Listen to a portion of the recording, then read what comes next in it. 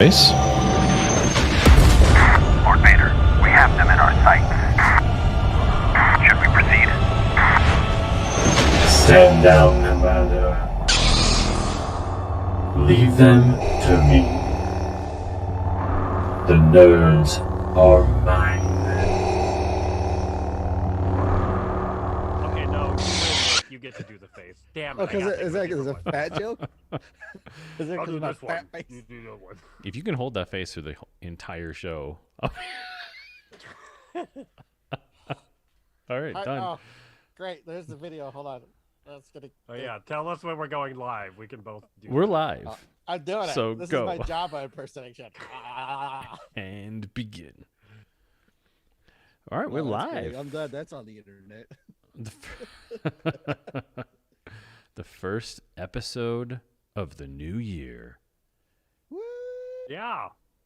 Welcome back to the Smoking Hot Nerds podcast, everybody. It's been a little while, a few months.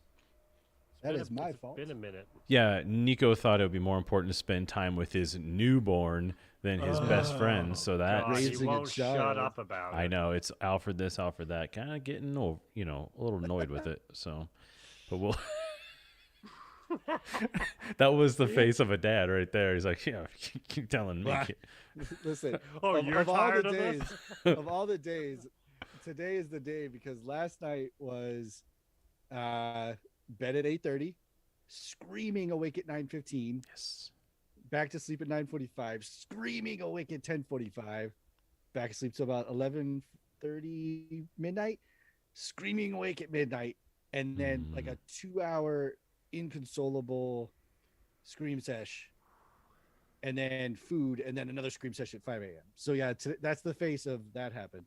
Well, he's screaming because you're not supposed to use your nipple. You know that, Yes, right? that's right. Yeah. He gets so frustrated Yeah. with Like, my men teats there's- do not produce the Keep trying, buddy. Yeah. You'll get there. It's I called saw a movie perseverance. once. They said that you can milk anything with nipples.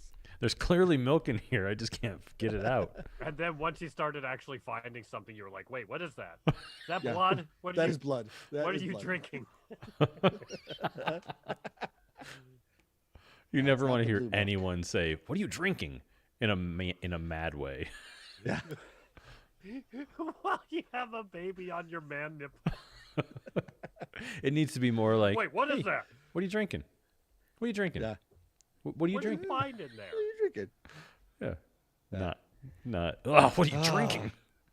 Yeah. What were you drinking? Why are you Welcome smacking back, your lips? everyone.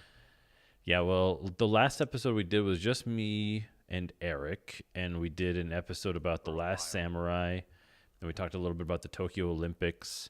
Yeah, we were scraping the bottom of the barrel at that point for The Last topics. Samurai? Well, we had talked about it Did because we? I had just watched it. oh. So, yeah. It was a dark time I for mean, content. it was a great conversation. Yeah. There was a little bit of I a drought. treasured it. I'm glad you remember that. No, we Well, actually... because it was you going, hey, Eric, have you watched this? And me going, no. And you going, how about this? The question was, have you watched exhilarating. it? And you say, is it animated? And I would say no. And then you'd be like, nope. So that's usually how that went. Does it have tentacles? Then no, I did not see it. Does it look like the back of a Target storeroom? No, I haven't seen Then, it. Now, that was Mm. episode 77. So this is officially episode 78 of the Smoking Hot Nerds podcast. So we got to have a celebration when we hit 100. I think that would be appropriate. So that's what, 20 weeks from now, which puts us 4 weeks a month, 5 months. That's what, June? Summer.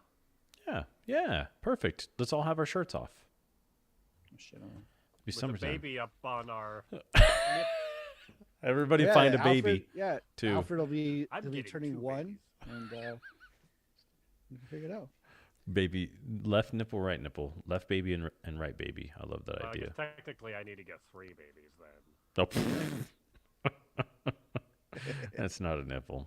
It's not what you think it is. I keep telling you to go to the doctor and get it checked out, Eric. Eric, it looks like you upgraded your glassware since the last time we saw you. Is that a crystal stemless wine glass you're drinking out of right there? It looks fancy. Yes. Yeah? It's crystal. Look at you. It's from the Crystal Gale line. Uh-huh. Who's that? Now, what is this? This is American Repertory Theater. It's actually ancient. It's Oh, old. wow, look at that. I'm just using a wine thingy. I love it. That's what I drink out of. Well, so we need to make sure that we, for one, well, so we're pointing out Brian's not with us right now. Not he did. He's alive still. He's just working hard. It's 6:00 in LA, and so it's a little early for the film industry to call it a night. So he'll be with us as soon as he When's can. that? 1 a.m. Yeah, When does the film industry call it good? yeah. Well, that's when we're gonna finish the podcast. So he'll be on when we're in hour 7. Well, we're happy for Brian though, because busy is good. Busy is So- good. Busy is very, very good. That's a And he beautiful does good thing. work, and we're all excited to see his stuff. Absolutely. Space Force 2 coming to Netflix. he has How do nothing to we, do with guys? Space Force 2. Space Force 2. And but we should Well, mention space. on the top here, it is now the Smoking Hot Nerds is now a Star Wars only. Well, not only, but it's Only. what we're going to talk about. That's all we're going to say. If Be you like that. slip some Trek Yeah. in there or some Babylon 5, I'm walking. Yeah, none of that. I mean, I really want to talk about Succession, but we won't. So the thing is, Eric and I, ever since we were in college, we would call each other on the phone, because that was back in the day. We didn't have cell phones. We were talking on the phone that was attached to the wall at the dorm room, and our conversations always end up being about Star Wars. And so I find that we always did that too in the podcast, you know, the three of us, and then when Brian joined, it always kind of devolved into how much we hated the prequels or something like that. And so it just makes sense with all the Star Wars content hitting the market in the Right. next year. We might as well just at least start with Star Wars. Yeah, see where things And go. then if we end up somewhere else. I mean, yeah, Exactly.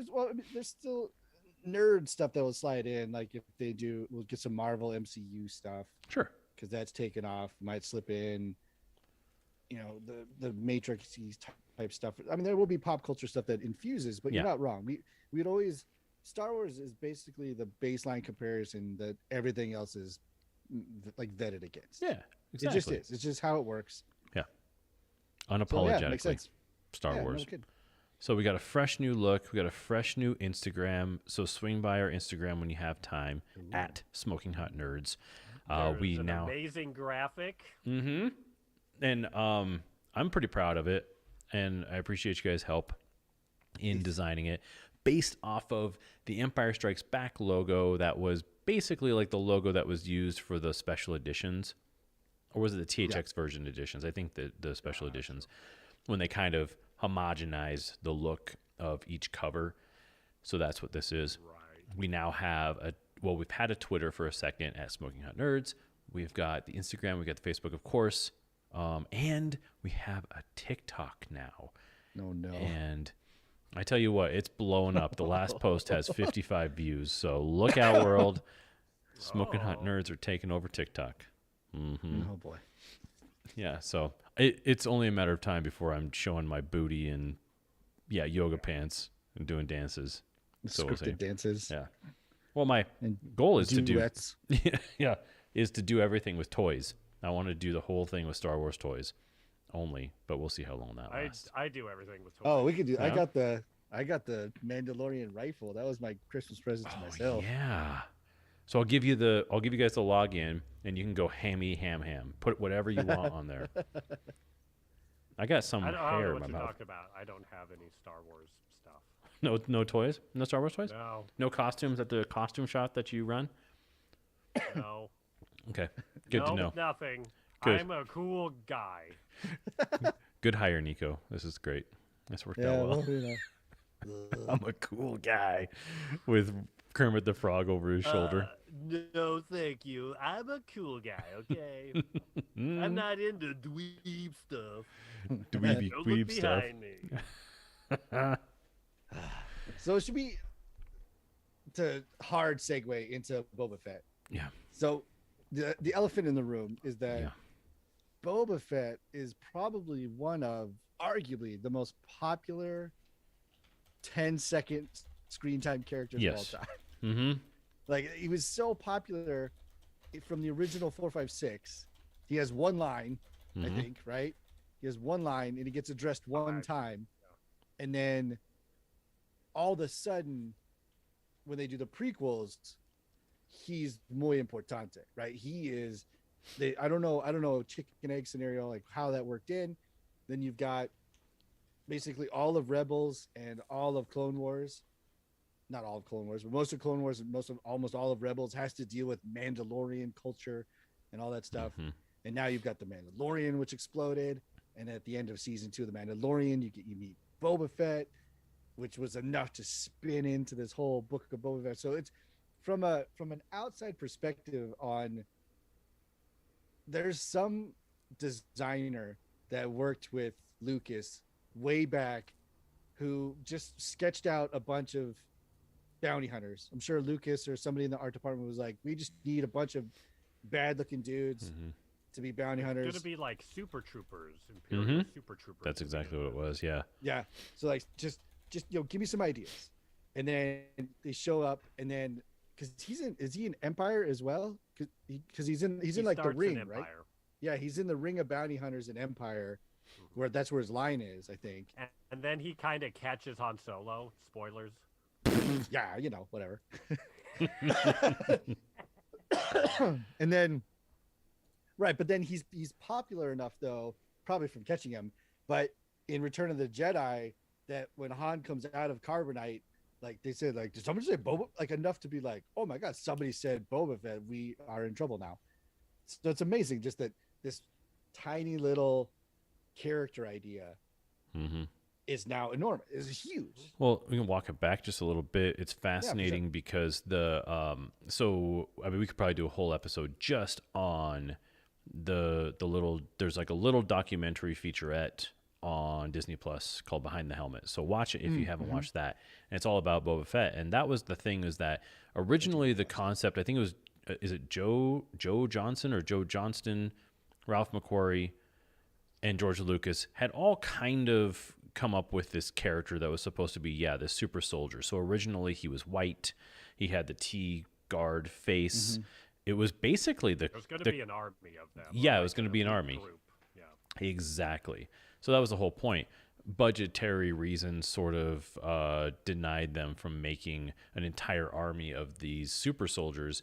So the props and makeup guy who was involved in the whole process, and again, I forget his name now, but he essentially just took the armor, spray painted it green and orange, and turned it into this character. And they were like, oh, that's cool, let's do that. And so it became Boba Fett. It already was getting planted, though, in the minds of kids and fans, because there was a parade in Modesto, California, which is where the ranch is, kind of near there up in wine country. And Darth Vader was in it, and Boba Fett was in it. And this was in between A New Hope and Empire Strikes Back. So Star Wars was already massively popular, but Empire hadn't even come out yet. And so there was this random character that all of these kids were already falling in love with, and he hadn't had any screen time at all. And so the buildup of Boba Fett started in 1978 or 79, before the movie even came out, which is pretty cool. And I think what's interesting too is how in the prequels became, the clones were, came from Jango, Boba Fett's father. So every clone comes from Jango Fett. What's interesting just from a conceptual standpoint is that initially the Boba Fett character was supposed to be an army of soldiers and became one person. So that's kind of cool. But also when we were kids and before any of the prequel stuff came out, we had imagined that somehow the stormtroopers came from Boba Fett, or came from something about him had to do with the stormtroopers. I just remember that there was always conversation around that as kids. It was like, oh, maybe Boba Fett used to be a stormtrooper or whatever it was. And so it's kind of cool how that became a thing. There was no heavy lore on it. There's no, people weren't going off on the tangents, writing the fan works to the extended universe stuff yet. So, and you also have to think too, when we were kids, like internet wasn't necessarily a thing.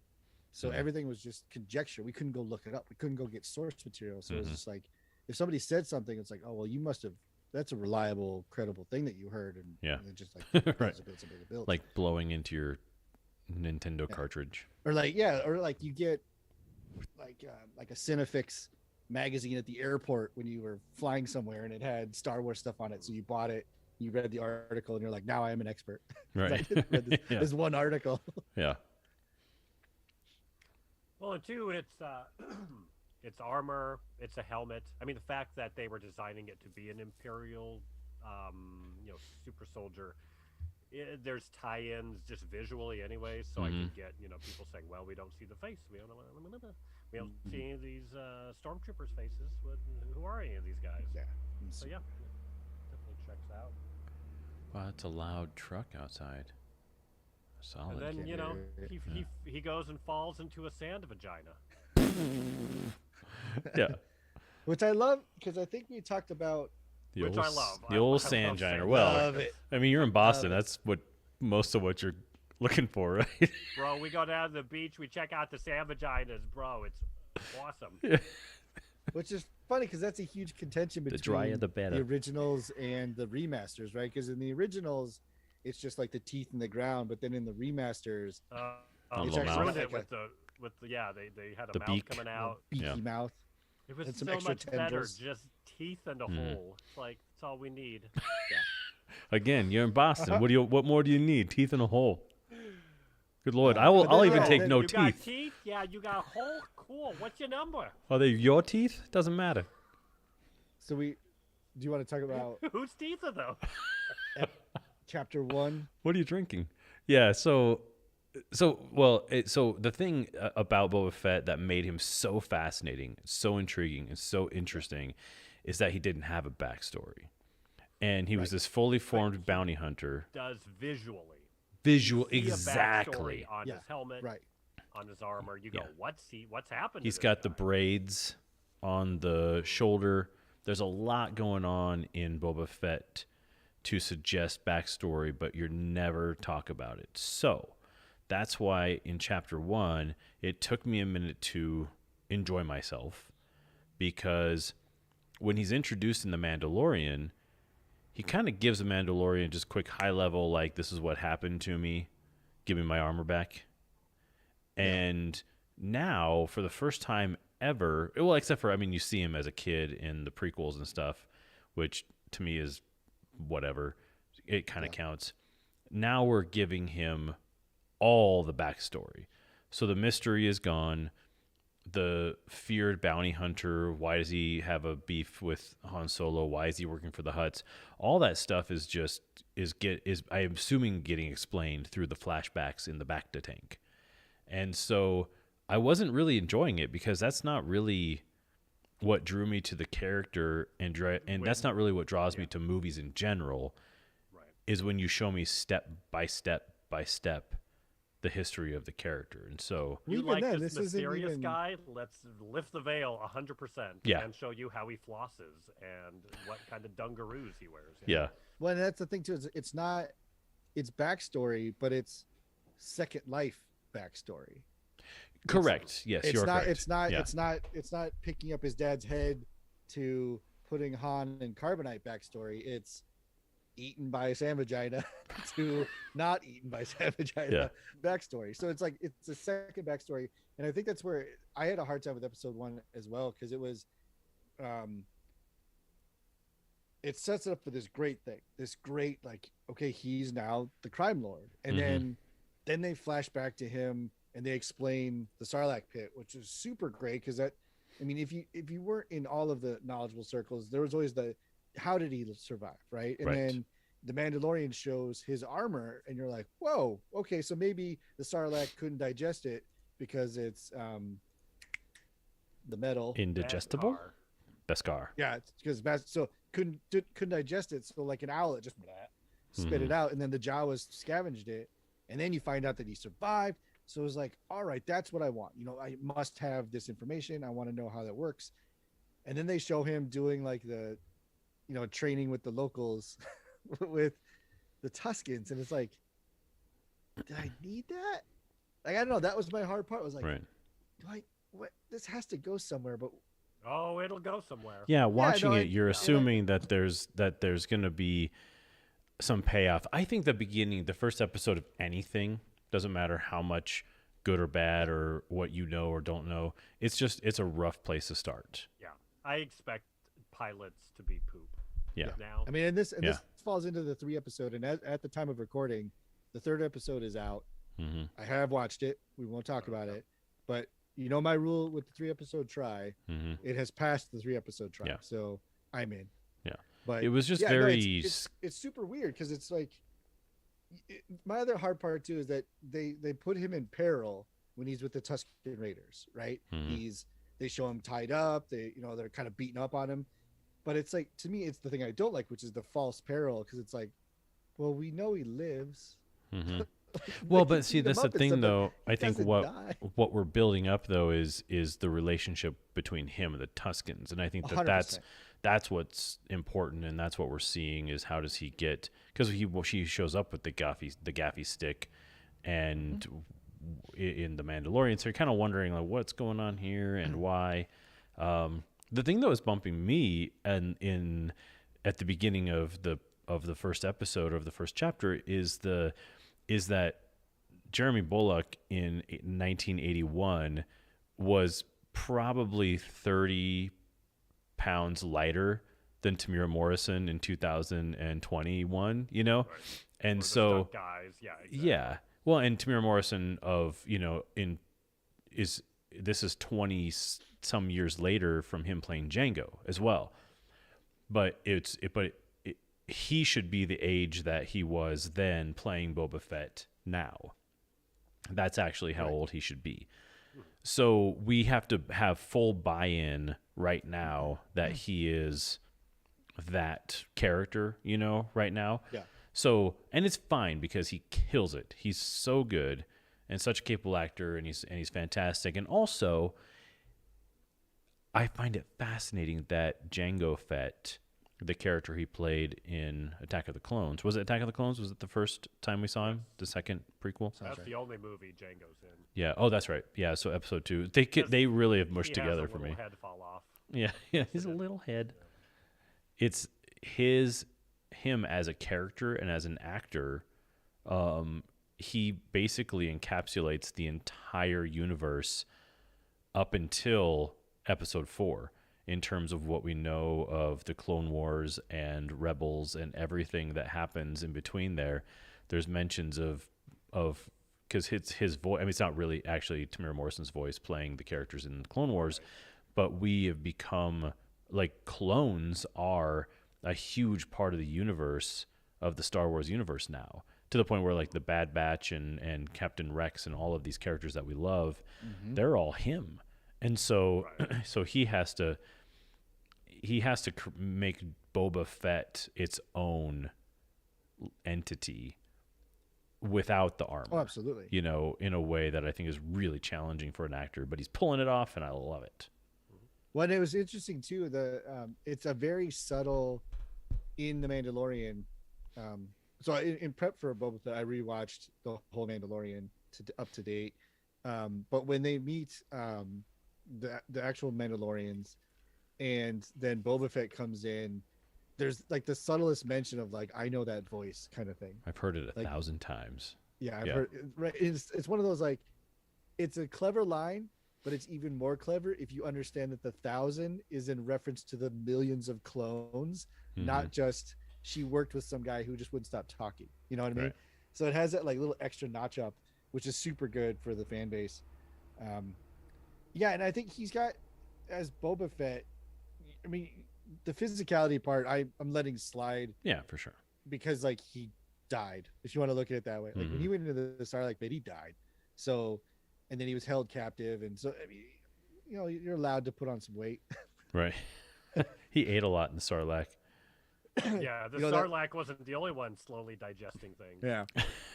So that part I can go, but right, he does carry a he's got a stature when he moves, which I think is authentic to how it was in the original films. Mhm. Even though I know it's two completely different people, but they must have done some work with him, because there are, when Boba Fett walks and he stands next to Vader in Cloud City and stuff, like there's certain like mannerisms that I think they may not be right, but they're triggering like my nostalgia button of like, oh yeah, that feels correct, as opposed to like, well, it's a different guy. Yeah, I mean, I know it clearly is, but it hits those nostalgia buttons of like, oh yeah, okay, that's good. I'm good here. yeah, the Jeremy Bullock walk. He does. He pulls it off, and it looks great. Right. It's really interesting because in the 2011 versions of Star Wars, there was like another re-release, and they put Tamira Morrison. He ADR'd Boba Fett's lines. Yeah, Did he? Oh, yeah, okay, nice. yeah. So the versions that are up on like Disney Plus that Huck's watching that the Alfred's gonna watch. They're all gonna see the fully formed version of the movie. Yeah. The most late, the one that's been in the works for 40 years. Like that's the one. Cloud City with Windows. Yeah, exactly. They're not gonna know the closed off Cloud City and the original music from Jabba's palace, unfortunately. Sure. Yeah. They're stuck with that music video. Yeah. Mm-hmm. Yep. It kind of made it worse, I think, even. Yeah. When you spend that money to generate all the... That was George Lucas. George Lucas. He's pretending he's like, I want to give something for the fans. And like secretly, he's like, you're all going to hate it. Yeah. I love it. Right. He's just sitting in the back of the theater going, did you like it? Because he did say that in the special edition, like behind the scenes, was I wanted to do some. I thought it would be funny if there was a whole musical number in Star Wars. And George, you're the only person who thought that was funny because no one else did. Right. Everyone else hated it a lot. But that's what I'm saying is like that. Is that really why he loved it? He just loves screwing. He's just trolling everyone. Yeah.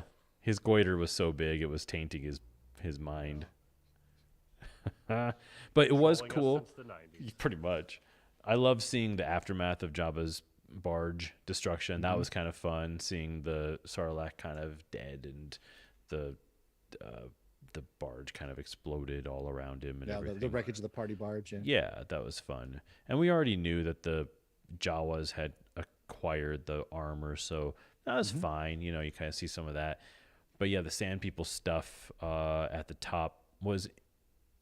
You kind of knew that it had to be because he has the weapon with him. Not necessarily. I mean, you could make the leap that he killed. Steals it, right? That's true. Yeah, steals or killed. He came upon a camp and wiped him out. Yeah, that's true. I mean, you can make that leap there, but it's much better that he went through like a training with the samurai type stuff. Mm-hmm. Was that chapter 2? Sorry, they're blending together. I rewatched them both. And 3. So. The training part was in number 2 because the first one he's out with the kid and he gets attacked by the centaur thing. The lizard centaur. Mm-hmm. Yeah. Yeah. And so it feels sometimes like in the first episode, there's just felt like a lot of space filler for some reason, and I don't know why I felt that way. No, 100%. Because they were walking through the village, and there was the whole. So this one was directed by Robert Rodriguez, who is a very inspirational, filmmaker for me in a lot of ways, just because of what he's been able to accomplish as a entrepreneurial type of director. He does everything outside of Hollywood system, and it's just been he's amazing to watch. Sometimes you wonder though, when someone gets to a certain level, are they really giving you the freshest take on stuff? And so when he gets attacked by these assassins and they're doing like parkour on the rooftops, I'm like, really? We're doing parkour still? Because it was cool in the first Daniel Craig Bond movie, and that was about 14 years ago. And I think we're good on the parkour, right? Am I wrong? Well, the thing is, I don't have any more chairs with the bottom cut out of them. I got rid of those years ago. Couldn't do that scene. That whole fight scene, it felt really awkward. I think it's because it was either the edits were too long, or they didn't speed up the choreography like they should have, because everything just felt like a bunch of old fat guys kind of like drunk swinging at each other. It was just felt really poorly thought out. Especially when you're like, oh, there's a shield wall created around him. Boy, if only he had a jetpack and could fly. Yeah. Well, and then they didn't think that one through at all. The thing that bugged me about that too was so they make the huge deal about the two Gamoran guards Yes, that stick with him. agreed. And Right. when they walk out of the mayor's office, they're Racco there. and Gruko. And then all of a sudden, they're having this talk of exposition, and they're nowhere to be seen. Yeah. So it's like, wait, these two guards are like, I will be loyal no matter what. It's like they stepped outside and then they forgot their keys. I don't know. And it's like, They'd go back they inside just- and get their they just- tusks. Talk yeah, about they just fans. disappeared. And then the fight happens, and then out of nowhere they come charging up. It's like, Yeah. all right, I understand you need to do this, but like you missed either that or like don't have the Gamorreans. Like if I would rewrite it, I would have had the Gamorreans come in later, save Boba Fett, and then like pledge fealty, because as like we were we served the boss, you are now the boss. May we serve you, kind of like earning or like earning their place type of like Mhm. proving their loyalty. Like the way they did it with the tribute, I thought was fine, but like because they were gone from that scene, it's like, what was this? Was that what they were going to do? Yeah. And then they were gonna have him come in, and then they were gonna pledge fealty, and they just like cut it weird. I don't know, but it was just that was one thing that bugged me with that fight was Yeah. like, where did those two guys go? They were literally right there. That's so You funny. can That was see the 'em. very first thing I thought about when I'm watching it was these guys were behind them the entire time, and then all of a sudden they're gone, and then they make this valiant come, show This up and dramatic kill them. save. Yeah. Whereas, I think that's a much more interesting thing where they maybe made up their mind at that point or something like that. But yeah, there was a lot of that sort of, speed up. There's also a little bit about the world's expanding, so we're seeing more and more and more kinds of people and kinds of characters. And the guy who is the major domo of the mayor who shows up. I mean, that's the guy from the Sonic commercials. The Okay, duo in the that's Sonic who it commercials. is. There's Is that the who that baldish is? guy. Okay, Yeah. it's bugging me. I'm like, I know. Yeah. The And straight man from yeah, exactly. And while a great actor and very capable and everything, it's a little much comedy. I felt for the moment where I was like, "Ooh, this guy's a lot for this moment in here." Great, don't get me wrong, great actor, love him, Right. hilarious. It's kind of like it's like they're not. It's not a Taika Waititi thing. Like Right. I finally started watching What We Do in the Shadows, and that's like it goes very far, but it balances Yeah. right, and you can't like unless you just do a show that's a Star Wars show like that. Yeah, Yeah. it's very hard to kind of have that level of taking the piss out of everything. Yeah, If that's not what you really want your full tone to be. Well, and Yeah. it's weird too because chapter 1 is when they're doing all the fealty, right, where they're coming Mhm. in to pay tribute, and then Yeah. there's the so it's Pledge like, to me. so they don't bring tribute from the mayor, and then there's the misunderstanding of like, actually, you need to give us some stuff.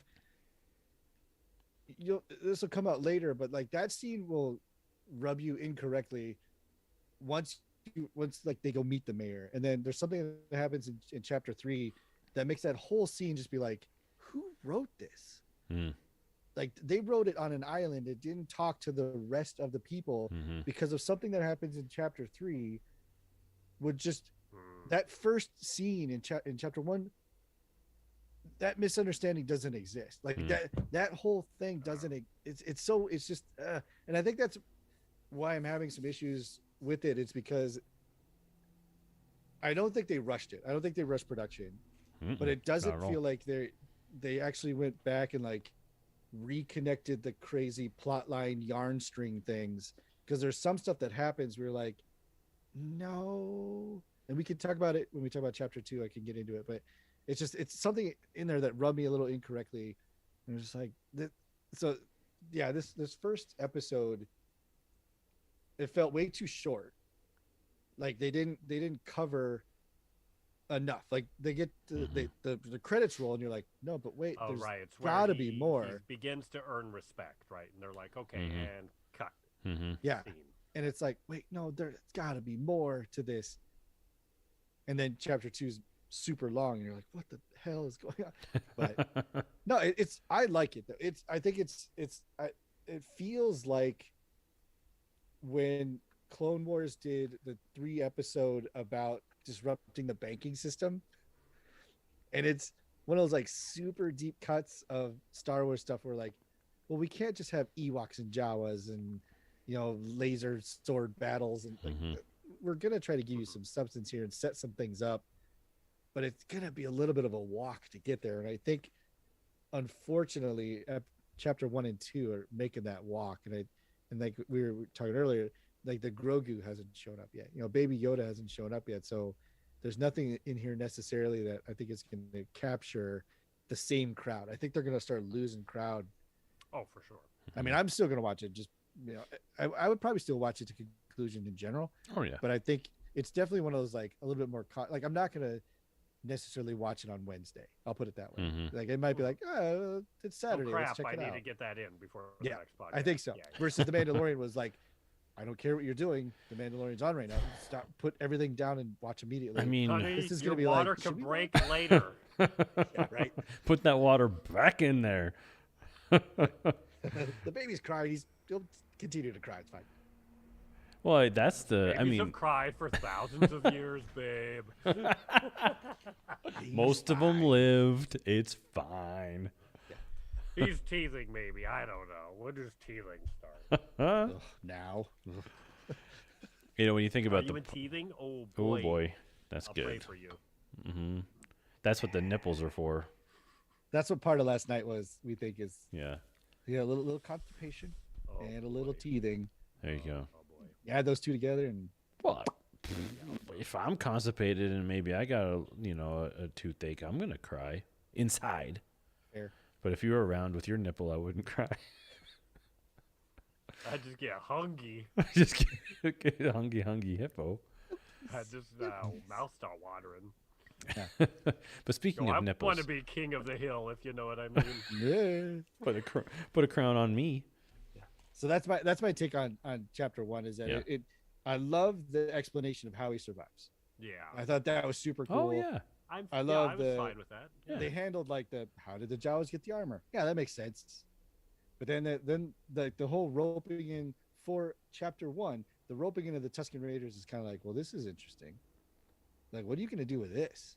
Mhm. And then the whole Right. like They could have ended episode 1 with he gets captured by Tuskens. Mhm. And then you're Yeah. like, uh-oh. Yeah, Mhm. that would have been a right. probably So a it's kind of like stronger what's, cliffhanger. what are Yeah. we doing here? And then But the- he's got to get an army of Tusken, all the tribes together, so they can fight the Hutt army. I mean, Yeah. I don't know, maybe not. Who knows? allegedly, Yeah. yeah, and that's the thing. It's like when they're doing the current stuff where he is taking over as the crime boss of, it's not Mos Eisley, it's Mos Mos Espa. Espa. Yeah, so he's taking over as the crime boss of Mos Pretty Espa. cool.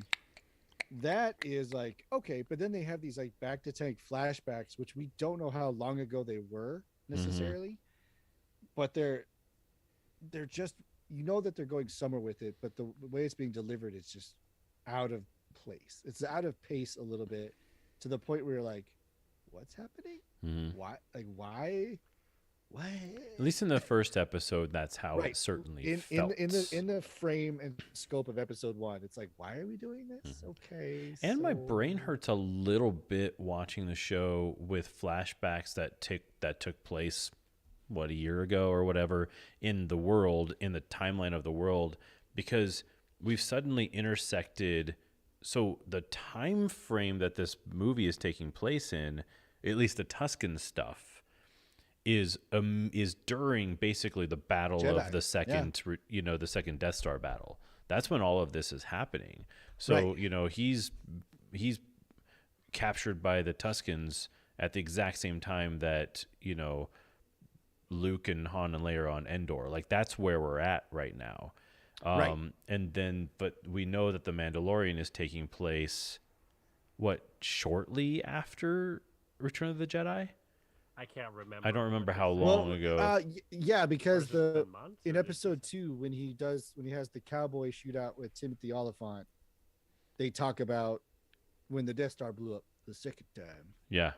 So it's a little bit after that. So yeah, we're right in the middle of like Jedi. Well, we know it's post Empire. Like we know that at the very beginning, we know it's post Empire because that's the whole thing, is that they're, dealing with the aftermath of that and everything. But the thing is, by Cara Dune's first episode, which is like episode 3 or 4 of Mandalorian, Yeah. she's already been through quite a bit of peacekeeping and stuff like that. And so that's why she retired, essentially, is she was tired of going to other planets and trying to maintain order as the New Republic takes over. So Right. if it feels like it, I thought that it was like we were working with years after Return of the Jedi, but maybe not. I should just look it up on the internet since I have Google.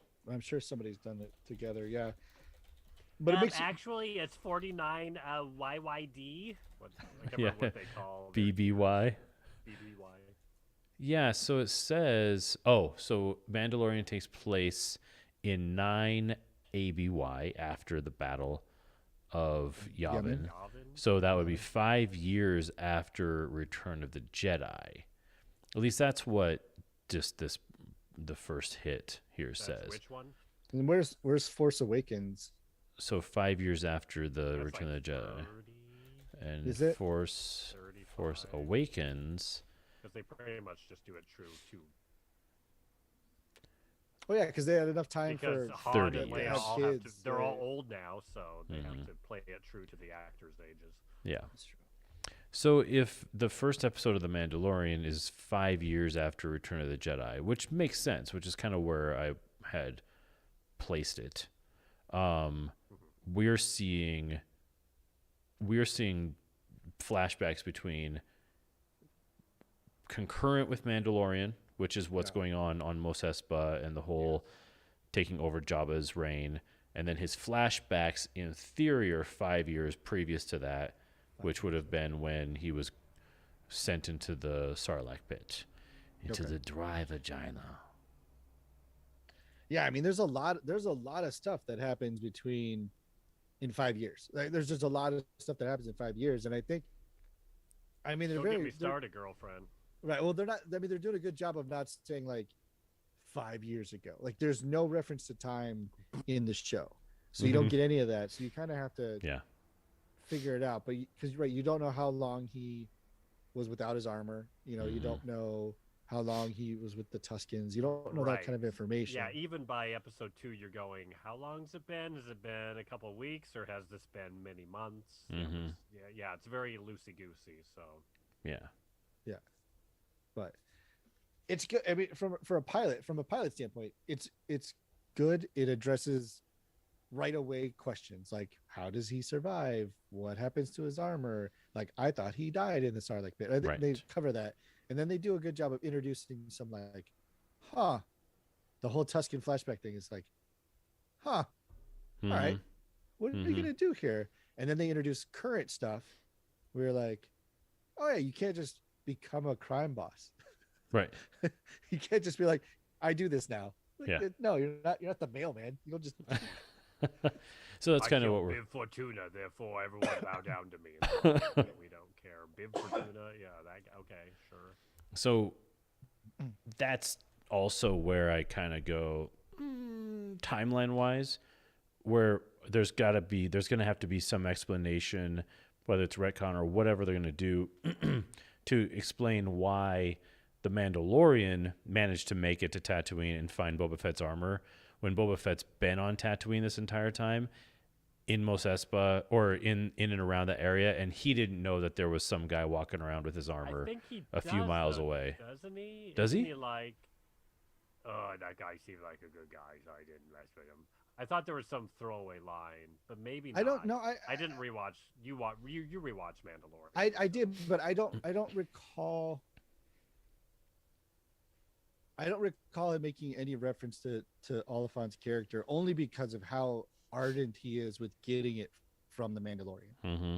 which is how like it's mine, it's my birthright, and then he shows him the little register. So I think if he had known that the sheriff was wearing it, Mm-hmm. he would not have been wearing it for very long.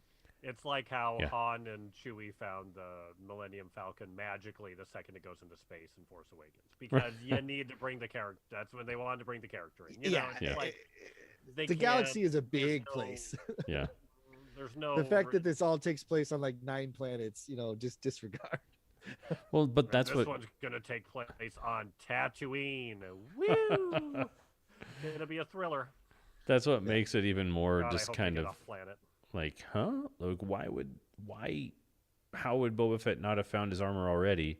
Because it's all Well, taking place in. It would be like if it was here where I live, Fort Morgan, Brush, and Wiggins. Like that's what we're talking about here. well, you know, except Oh, if it was in Weldona, I wouldn't have ever thought to look at Weldona. Hill Rose. You got me. In fairness to the writing, you can make the assumption that there is more than one Java trawler out there in the Dune Sea, right? I mean, So Mandalorian set up that they're on different planets, so that Yeah, crap's so, been- like- it's been franchised. Oh yeah. so you've got the whole like, I mean, the thing didn't have a license plate, right? So it's not like he could go to the DMV and track it down.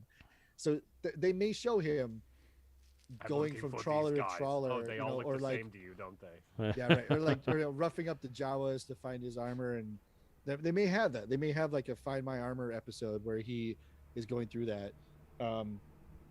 But then, if you remember from The Mandalorian, your favorite character, Amy Sedaris, talks about how Before the city- war. right before the war that city was like lost to the maps and all that kind of stuff. Mhm. So, you know, Oh, maybe it's just not in his Google search. Oh, sheriffs. gotcha. Yeah, you're right. I forgot about that. I've 'Cause, yeah, tuned it's out some her character, weird so place. It's the first time they've referenced that place where Yeah, like the Moss Gallifrey Tingles is, or right. something. yeah, Moss Moss Dingleberries. Tingles. Yeah. I love actually Moss Dingleberries. It's right next to Anchorhead, I heard. Good town. Yeah, but so there's, yeah, it's not a casual episode. I'll put it this way: if you were in love with the Mandalorian because Baby Yoda was so cute, Book of Boba Fett is not for you. Right. It just Yeah. it just isn't. This is some deep cut fringe content. Right. But also, I think the thing, I was talking to a friend at work, and like he knew, and of course I knew, this is Disney owned Book of Boba Fett. Right. So where it's Hmm. like, I think even people that are like, we're going to get like The Sopranos in Star Wars, you're like, no, Mm-hmm. Yeah. it's Nope. going to be a kind of they're going to take the fangs out of Boba Fett, whatever you thought fangs he could have had, and you're going to get something like you watched the Loki show, right? This is what Mhm. we're going to get. We're going to get, he's the anti-hero, Yeah. kind of. Well, he's already Yeah. softened up quite a bit because that's the He's- other thing, right? Softened times a trillion. Yeah. Is that we know the Boba Fett from the Mandalorian, where he kind of saves Finnick and he gets his armor back, but he has a debt to the Mandalorian for giving him his armor back. Yada yada. We're gonna help you find the baby. All that great stuff. Mm-hmm. It's great redemption of But the character. you still have a feeling of it's only honor that's keeping him from Right. doing something like Right. that. You still have Mm-hmm. some feeling that he could do something terrible. Exactly. And he's not going to with these guys. And the Boba Fett that came out of the Sarlacc pit is actually the Boba Fett that had just recently sold Han Solo to Jabba the Hutt. Java. So Yeah. that was the exact same guy. So the guy we're seeing in the sand dunes, in the Dune Sea that's the guy who just had previously just loaded up Han Solo into Slave One and dropped him off at Jabba's palace. So Yeah. he was a pretty bad guy 14 seconds ago, and now he's making friends with kid sand people. So it's so you've already had to kind of revise your idea of who he is based upon the Mandalorian to get to the point where we're okay with him being this semi-noble character. Although Well, he and could have been much more complex He was in real life. technically a bounty hunter, so Yeah. one could argue he's just doing his job. You know. Mm-hmm. So I mean, you do have He to be a doesn't little care about good or ruthless. bad. Yeah. Right. You do have to be a little ruthless to do that kind of work. But I don't think he's a villain. That's a good point. There's a lot of people that, the Empire wasn't necessarily a bad thing. Mm-hmm. In some people's, there are. Oh, That's here we true. go, Nico again with the Empire With wasn't this so Empire bad. wasn't bad argument. No, but you know what I'm saying though. They're like, they were just. Yeah. He was just doing his job. So, but you have to be I ruthless mean, to it. the sewage systems that they put in. Yeah. No, yeah, right. The, schools, The infrastructure is amazing. that Monty Python, Life of Brian. Yeah. Yeah. What have the Romans done for us? I mean, they put in sewage system. Okay. Yeah. So that's I'm almost tapped out of my chapter 1 stuff because 2 and 3 get better, but chapter 1 I think I've said what I need to Yeah, say. I think if I would sum it up myself, there Rodriguez had a reputation for being under time and under budget. And I look at that episode and I get, well, he delivered on those Yeah, two, done and done. Yeah. You know, and it is bizarre because while so many shows that get a proper pilot and then get picked up later have the luxury of saying, well, things change. They knew they were doing this show. So episode 1 is not really a pilot. It's the beginning of what they know they're going to make. Mm-hmm. So it is confusing. I think like his power level, you don't have any clue. You go, does this guy suck? Can he not fight? Who is this guy? Especially with the back to tanks, yeah. Right. And I guess, I mean, he did the way he fell into the sand vagina. I guess it's canon. Like, you look at him and you go, wow, that dope went out like a real weenie in Return of the Jedi. So I guess that's a continuation. Mm-hmm. Correct. That is interesting. Before we end it though, why was there a stormtrooper in the bottom of the Sarlacc? There's a trooper that gets sliced. No. There's no stormtroopers in Sarlacc in the sand barge. Implied that it's just like Tatooine troopers some other time that fell in maybe after him or before. So maybe because they all just the thousands of years of digestion. Thousands of years. So the guy's dead, yet somehow there's still air in his helmet. I don't know. That's what I'm saying. So maybe he just fell in. It was an interesting choice. Just let that go. Well, but the thing is, though, that there was so many options, though, because you could have picked any of the characters that fell in. Dudes. Yeah, and there were dudes that have helmets, like random looking dudes. There's so many people that fell into the Sarlacc before Boba did that would have been fantastic, or even after that would have been a fantastic little member berry to throw in there. The guy with the thingy in the face or whatever, the guy with the weird helmet, or what's his name? Lando's weird helmet. Throw that in there. Yeah, exactly. There's so many. It's funny because there's when we talk about. You could look it up. It's probably one of those like deep cut Easter eggs. I'm thinking we're just supposed to assume it's one of the guys who are looking for loot for the droids in Episode 4 in A New Hope. I'm assuming that's what we're supposed to assume. Be the guys investigating, hey, what's this giant wreck out here? Where'd the Empire? What happened here? So they go, maybe. And then one of them falls in the sand vagina looking too close. Right. He's never seen one before. But I just think that there's a lot of member berries. Hey, gosh, check me out. Whoa! At least I have air. God, the thing's dead and he still fell in. What a loser. I just think that there's so many member berries in chapter 2 that we'll get to here that were just unnecessary, and then they couldn't even throw in a nice Sarlacc member berry to give us a moment because we didn't need to assume that Boba couldn't breathe under there because there was light coming in from the top. So I'm just like, of course he can breathe. There's light coming in, so that wasn't necessary in my opinion. It would have been fine if he just came to. Methane, like stomach gas and right. Digestive. That's what I was assuming is like it's real thick in there with something.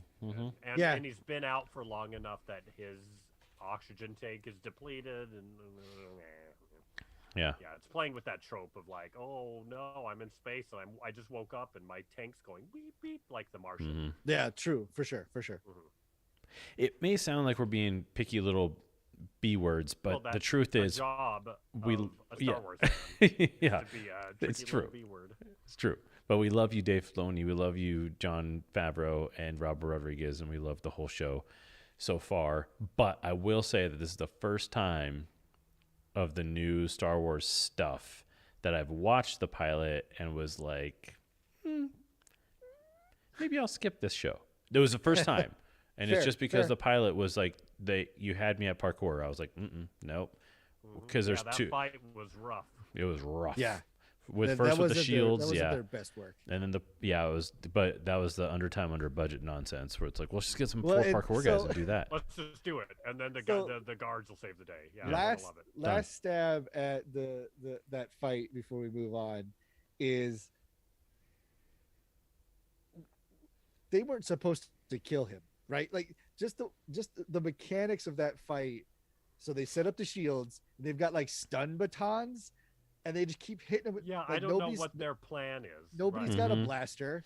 Nobody's Right. got a net. Nobody's got like they're just kind of hitting each other with sticks. But you find out that this is like this universally renowned assassins guild. Like, Yeah. you guys are terrible. Yeah. that's why that fight just it was cut super long, so Yeah. you could see how slow they were all moving. And then you think about the fight, right? The parkour, and you're just like, well, what was the end goal here? The only funny part about that fight is when finally Boba gets knocked down and he just explodes that guy on the side of the wall. Hmm. And then he says to Finnick, alive. Like, okay, whatever. But that also felt a little bit Indiana Jones, like in Raiders of the Lost Ark. Maybe Tamura had diarrhea that day, so they just needed to use a rocket and blow a guy up. That's what it felt like. It was Just so weird. it was Like, just so weird. It was so out of weird. place. It was just so sudden, and also we're seeing that happen again. Spoiler alert on the next few episodes, where people seem to be showing up a lot to kill Boba Fett with like just things that electrocute you or like tasers. It's very weird. It's very strange. I don't know. Maybe the New Republic is like you can only have a taser. Cracking down on guns. Did they burn the libraries? Yeah. Did they burn the books? There's There's no knowledge. They're a bunch of lefties banning guns, banning blasters. Bunch of jerks. Woof. That's what Yeesh. happened. All right. Well, thanks for listening, folks. That's chapter 1. That's our return to the podcast. I'm excited to be back.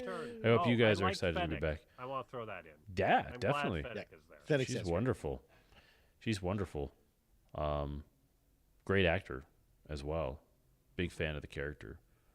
But yeah, that's chapter 1 of the thing, and we'll be back next week with chapter 2, unless you're on the live stream right now. We're doing chapter 2 right now. But first, I have to write down in my notes 10854. Okay, Do you that's want the- to watch do you wanna- this. bark? I got 3-person overlay.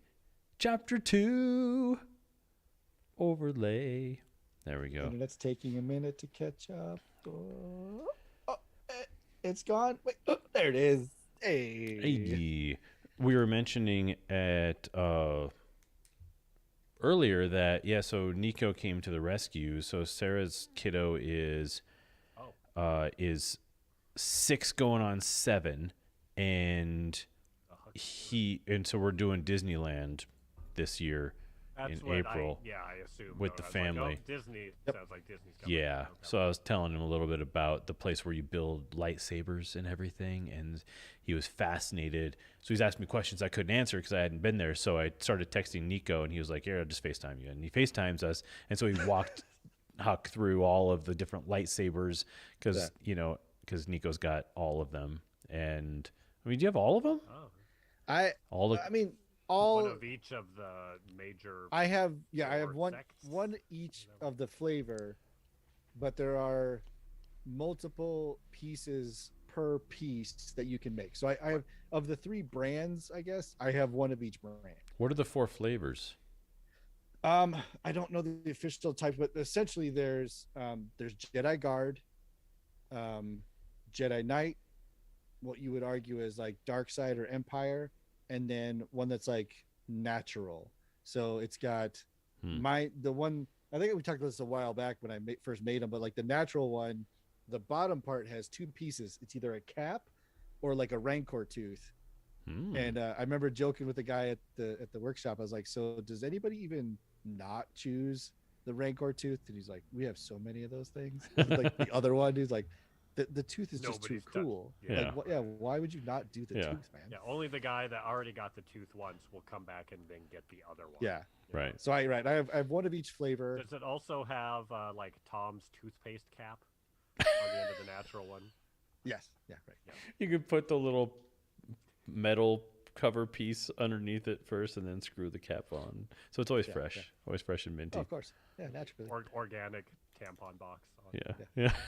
But it was fun. Right. It So was fun yeah, walking him through Huck was everything. great because you were asking me questions, and I'm sitting there typing it out, going, "Oh man, this is gonna be so much easier in person." Yeah. Just hang on. Yeah. So yeah, we got on FaceTime, and Huck was great. Very polite young man. Yes, Good he's very job, polite. Sarah. My favorite part was I have two questions for you. Yes. First question. Yeah, Okay, thank you. Your second question. yeah. And I my other have question. one more question to go. It's great. I think it's fantastic. Yeah. He was Oh, very it's like that. attentive, very It's that polite. good age where like a kid wants to be an adult and they're not a little weenie yet. Yeah.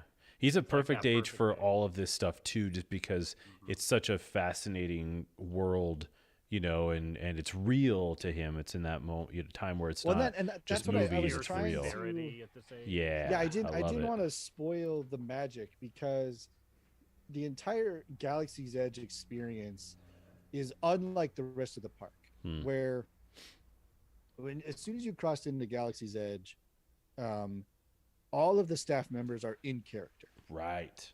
and so it is like if you walked into Tomorrowland or whatever, it's just a bunch of like 18-year-old kids running Autopia. They're smelling the fumes off of the Autopia cars. The guys doing the Star Tours are like, "Hey, everybody, pew pew pew," and like that's it. But Yeah. when you walk into Galaxy's Edge, it's a completely different tone.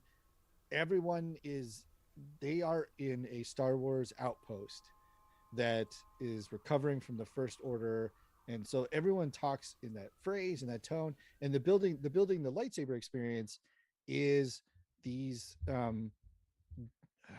it's been a bit. They're basically these scavengers or these collectors that are just they're scrounging up pieces that wink wink secretly become lightsabers.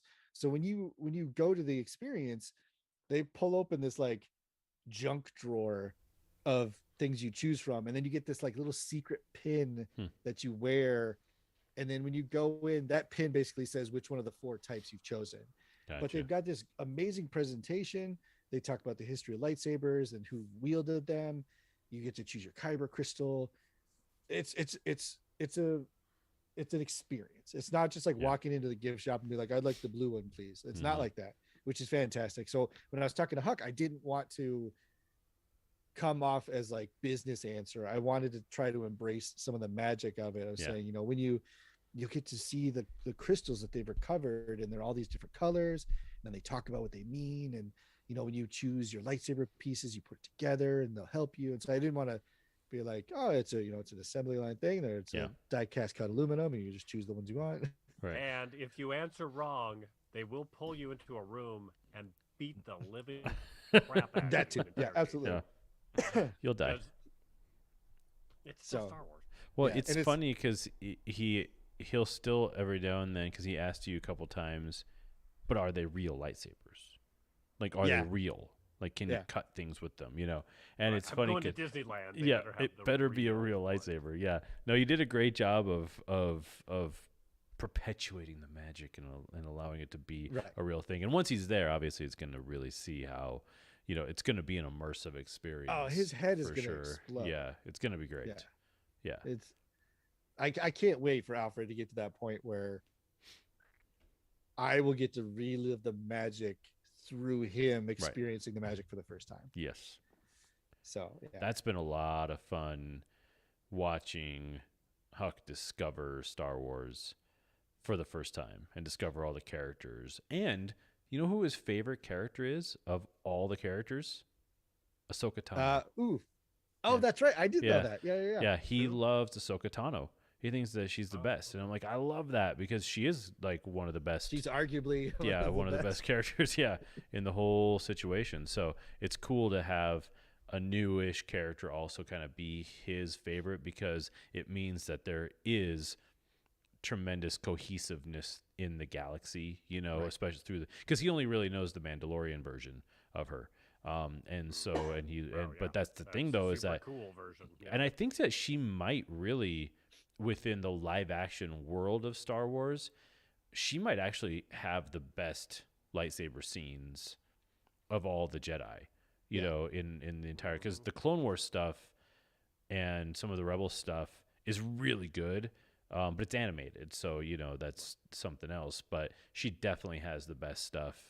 Because really, because we've only ever seen her as an animated character wielding a Yeah. lightsaber that well. So you kind of had to have some really killer choreography when it comes Well, Well, to it's she's that. a fact she's that they- she's a dual lightsaber. Mm-hmm.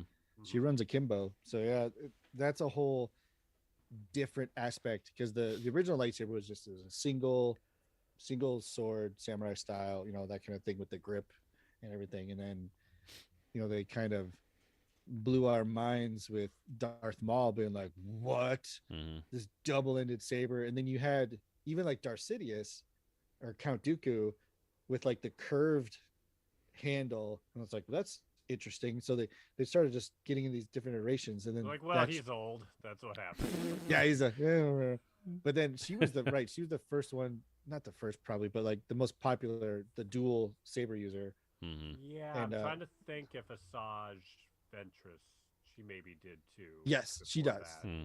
Yeah, But that's again, but it's in Yeah, the same that's- time frame as Ahsoka Tano though, so it's not that's right. not a chicken egg scenario. That's a same time scenario, parallel. I think that's interesting too, though, that she's such a fascinating character because at first she wasn't really liked that well Oh, because she yeah. was very bratty and teenagery, and Hey, Sky Guy. yeah. Like, everyone's like, ugh. Oh boy. But she emerged as this character especially by the end of Clone Wars, the 2020, version, which was 4 years after they stopped making it? Was there Yeah. like a big old They gap or pulled the something? plug when Disney bought it. Yeah. Yeah. And so returning to the character, just so much more of a fully formed character and love her, and then Rosario Dawson just knocks it out of the park like crazy and just makes a really, really fun And character. Oh, the we got fact a- that it's. Oh, Got a YouTube comment. Luke said Liam's first Spider-Man costume, he didn't understand why he couldn't shoot webs. Yeah, exactly. Why? It's a Right, real what's going on? It's a real I'm Spider-Man wearing costume. the thing. Why can't I do the What's the stuff? problem? Yeah. Right, that's that magic, right? That's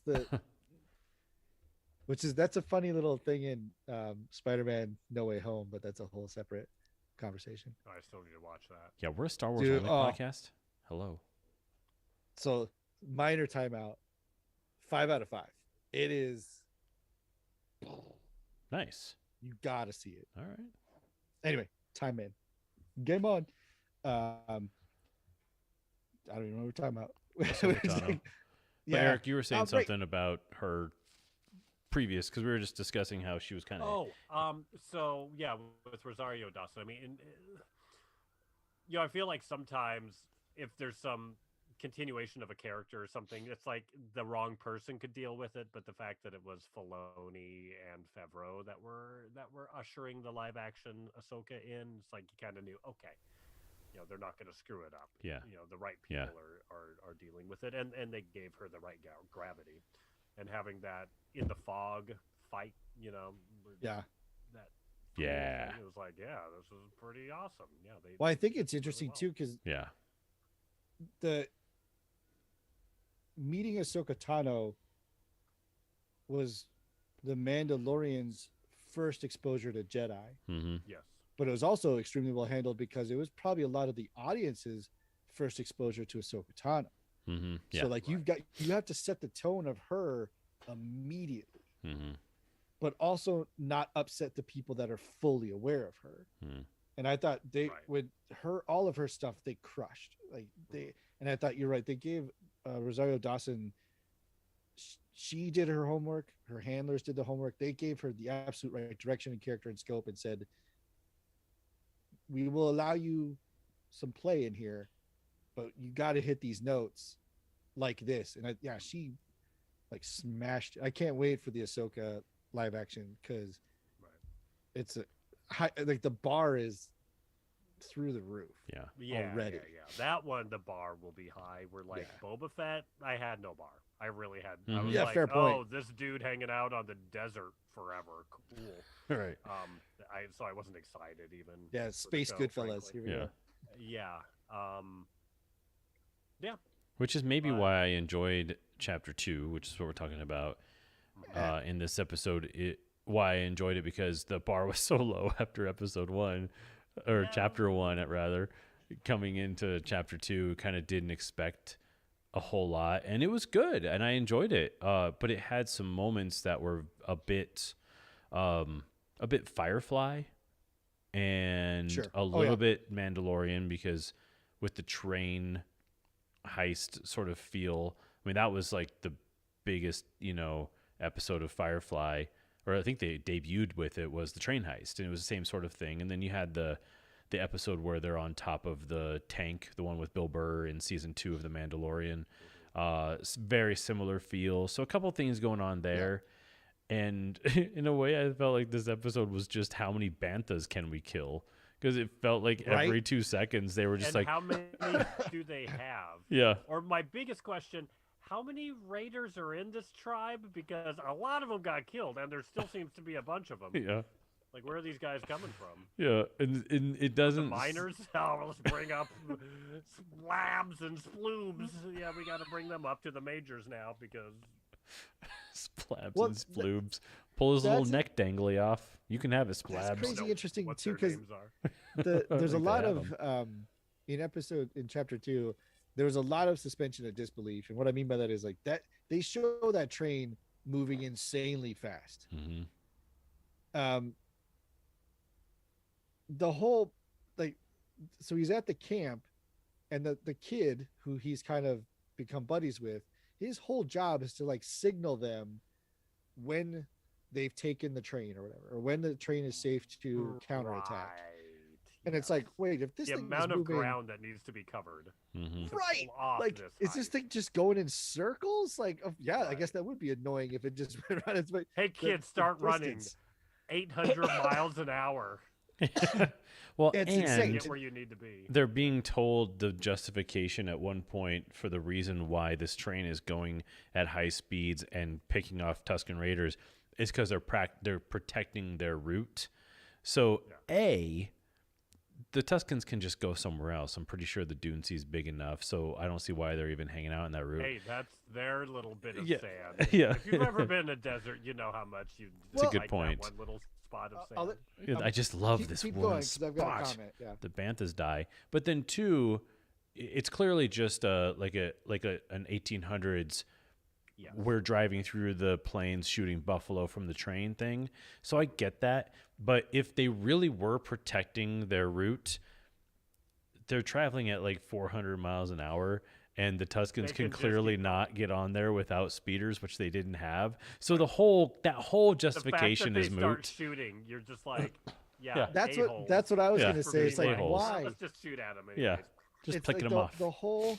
the whole thing was like they're out playing around, right? The Tuskens are having a little sandball game, and then they look in the binoculars and they see the train coming, but they're in this like valley of dunes. Mhm. Like, just don't pop your head over the dune, and then no one gets shot. It's not Right. like Exactly. it's not like the Just train lay goes low. right through their the tent. It's in the distance. Just let it pass, man. Like, there's no reason you guys are even having a fight. No. Whatsoever. No. Right. Yeah. Yeah. They could have devised a different way of saying people keep impeding on us and on our land. Mhm. and I mean, we they want could have- to stop. It would have been how do better you do if it? the Yeah. train had wasn't the best. stopped Yeah. and had offloaded machinery to like harvest the sand. Sure. That's when you're like, okay, now I understand why you guys fight. Yeah. But Let's when go it's just full like Dune. blasted boo, like, and like, why? Yeah, why? I don't understand why they were shooting at each other. I didn't get it the whole time. I was like, why? Just the train comes at noon. Just go to sleep. Like, And just put stay your in your banthas tent. away, man. Yeah. Put your damn Yeah, banthas tuck- away. How Tuck many the times I gotta banthas tell you, away. put your banthas away. Come on. It just it Come on, didn't. Yeah. I mean, I get the whole like they're on our land nature Meh. of that, but like the logistics of it is just like It's true. It's a lot of Come on, land. Like, if you want to do this analogy, yeah. It's like the fight in episode 1. It's like, you yeah, gotta and also think it through a their little camp isn't that big. That train's moving too damn fast for them to even be a problem. It'd be like give the a- train's coming.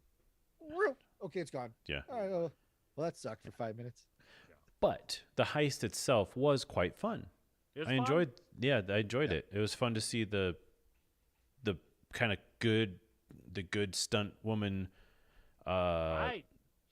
What are they called? Sand people do their thing. Like that was fun. It was great. It Invaders, was yeah. funly choreographed, slightly funny because you had the funny little droid, and stuff like that. So right. it was driving the train. It was an enjoyable episode in that It was respect. the right mix of high stakes, playing in a different genre. Yeah. It's Star Wars, what Star Wars is supposed to be. And It's it a bing, does- bang boom. In defense of it, Bing bang boom. it does set up the rest of the show. Yes. Oh, for sure. Having I seen would episode imagine. 3, the train heist needs to happen. Hmm. The results of the heist need to happen. Just the mechanisms to get there were just way too clunky. Yeah. I wonder if there is any homage happening. I don't know exactly what's going on with. Well, they had the With- train heist in Solo. Yeah, there's just two. And There's it's the Pike, yeah, the same. Right, same group. people, right? Right. That's Mhm. that's the tie-in I'm talking about. It comes up Hmm. again and again and again. But I And think that but- there's also because there's the scene where Boba Fett had previously seen this biker gang Yep. go beat up or go steal a bunch of stuff from a house and drive away in From the episode Lars in chapter homestead. 1. Yeah, in what looked like Yeah. the Lars homestead in chapter 1. And so then he sees the bikes and he follows them to a bar, the biker bar, and he Yeah. goes in and he beats him up. And it just reminded me so much of Superman, the 70s Superman, when he's in the diner and after he gets when he his goes powers back and back, messes he with the walks back trucker. in and beats him up. Yeah, it just had that feeling. I know that he was going to get the bikes and all that stuff, but there's just some interesting kitschy stuff like that where you kind of have the nerdy couple sitting there getting picked on and stuff. Yeah. I don't know. It just feels filler. Like there's not this. Mandalorian was so imaginative, and it was so everything felt fresh in a way, and it really reinvigorated my love for Star Wars. There's things going on in these first 2 episodes that are making me go, yeah, I could take the show or leave it. Really, No, absolutely. And it's like the second one was a tough watch too because it was like an hour and some change. Yeah. It was much longer, Hmm. but not in the way you want it to be. Right. Like, Yeah. it was just longer and like because when they do the training montage, super cool. They do the lizard nasal spirit walk, Ah. like all right, kind of cool. Which is the tribal thing. Like it's very dances with wolves. Like Yeah. he goes and he gets his stick, which is then fashioned into his weapon. Okay, it's similar to the way that the Jedi go get their kyber crystal. That kind of fun. I like that. It's a nice little thing. But you're right. There's my stupid brain It's not can't stupid. It's beautiful. Your beautiful get mind. past the logistical parts. It's like when he goes he basically tells like the leader of this tribe, "I'll be back." Like, okay, oh come on. Yeah. And then he goes and he just in this sea of desert, he finds their biker bar. He tracks their speeders. But so I would argue how they float like there's no tracks. Yeah. But no, so he- I think that's perfectly exactly the point of all of this. Is like Yeah. this type of show would do that where it's like, well, he's a tracker, but you're like, but they float, they levitate, so there's Yeah, no like, track. track Yeah. what? Track. And that's Yeah, that's right. also the part of like that's what makes deserts so perilous is that the winds change and the tracks disappear. It's gone. So it's like Right. what? And But then- also, Exactly. there's that. I mean, what's the most famous line about the Sand People in Star Wars? The most oh, famous line. they walk in They lines always together. travel file. single file to hide their numbers. Yeah. That is not happening in this show. I saw They that- clearly don't. I saw that too. They do it later, but there is the scene right where they're all like they're doing like a Yeah. this type of thing, and it's like Yeah. that's It's the not- Saving Private Ryan walk, through the field, which is the way that you should walk in the military anyways, because you're spreading yourself out. You don't walk single file unless you're like attacking something. But I mean, that's just the line that sticks with you as a child.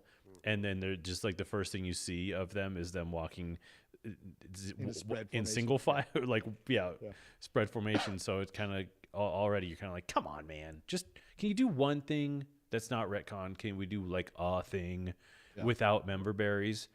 Speaking of, so when he's been in the back to tank a few times, and he flashed back to Camino, which I'm totally, into, because Camino has, especially if you've seen Bad Batch, it's it's interesting to go, which we'll do a show on Bad Batch, I think would be fun, because Oh yeah. I really liked it a lot, which is weird because I feel like I've liked the last season of Clone Wars, and I've liked the Bad Batch.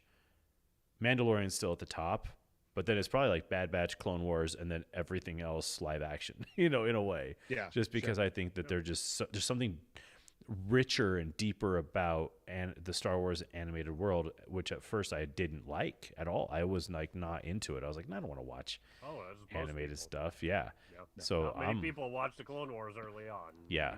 So I'm loving it. But anyways, he's in Camino in these flashbacks, and they keep flashing back to him as a kid, looking out the window, watching the Slave One go by. And it's just like, stop it. Like, we know, man. Like, we get it. That was him. I don't know why. I mean, I assume that there's a purpose to it, that we're gonna see, that they're building something. But they've opened on him. They're building something for something in the future. They're like, we got to get a live action Camino built up again. Why? Yeah, that's a good point. In a couple years. Yeah. But some other project. To that though, it's frustrating, because it's like, it makes you think like, why do I need this information right now? Like, I don't need it right now. Stop doing it. Well, that's episode 1, right? That's like it happens again though. Oh, no. When he's in the tree, he's having his vision. Yeah. When he's in the when he's trees. got the nose lizard. Okay. Yeah, the nose lizard. Yeah. I'm fine with it there. I think the interesting thing is, well, I don't know. It happens in chapter 3. I don't want to go into a tangent of like, we're not going to see anything that's like that's post Camino and pre start of this show, right? Like, we're not going to see him flying himself in the Slave One, being a bounty hunter, going on some. It's like the visions are only going to be what makes sense for fans. Where fans can go, yeah, this member berry, that member berry, gotcha, Right. Yeah. Bing bang boom. Yeah. Which still perplexes me why there was no member berry inside the Sarlacc, but what are you gonna do? Didn't make any sense to me. Well, but because we've seen it. But yeah, it's true. Yeah, that I was suppose. like a traumatic thing for him. So Yeah. it should have been a part of it. Yeah. But yeah, we're in that place where we're going to start seeing. It is interesting, though, isn't it? That because I think that we had expected there to be a Boba Fett TV show a long time ago. Well, a movie. And- There's going to be a movie. We really? thought there's going to be the Solo movie, Uh-huh. and then there's going to be a Boba Fett movie. Oh, was I the see. rumor. Yep. And then Solo didn't do so well, and all those rumors went away. And then suddenly there's and a it took Mandalorian. till the Mandalorian Mm-hmm. till Boba Fett came back Gotcha. and actually became a thing. Mm-hmm. Which reinforces something that I was talking to my brother Luke about, and he said that it's all the non-original characters that are making the most interesting new content. Yes. I said, yeah, exactly. Yeah. Yeah, that's a really good point, because there's no. You can have little tiny member berries, or I guess I should say, we'll call them Easter eggs when it comes to like Mandalorian. Yeah. Because there's no history to the character. Yes. When you're building on a character that already is in canon, suddenly now you have this challenge of trying to You're work in all of this restricted. kind of stuff. Yeah. Immediately. And then you've got douche holes like us spewing out our face mouths all the stuff we don't like about it, whereas in Mandalorian you're just along for the ride, man, because it's all fresh and new. That's fair. Yeah. And then suddenly Luke Skywalker shows up and you're like, wow, this is amazing, so I think that's where the difference is, maybe, in that. I think so much of my frustration with when Disney bought Star Wars, and it's like I knew they were going to do it, and this is exactly what we're talking about, is them going, well, people love Luke. What's Star Wars? It's X-Wings and it's Millennium Falcon, and you're like, no, that's a story. That's part of a Yeah. story, Mhm. but it's not Star Wars. Yeah. And so they didn't get it, and they said people want more of that thing. And you go, no, people want more of the mythology and these wacky characters and these bizarre worlds having all these interactions and expanding the world. I want new crap. And it took them a real hot minute to realize that. Yeah. And so now you go back to a Boba Fett show, and it butts right back up against that again. Yeah. It's like the second you have Han Solo back in a show, or like Luke Skywalker. I'm like, okay, now they got to deal with Luke. Okay, they brought him back, but what are we gonna do with him? And it makes it Especially when we, are they gonna retcon the sequels? What are we gonna do? Because we know what happens. So yeah, we're already tied to that. Where the Mandalorian, we have no clue what that dude does. Oh. Ding, jing, jing. What's his name? Yeah. Jardine.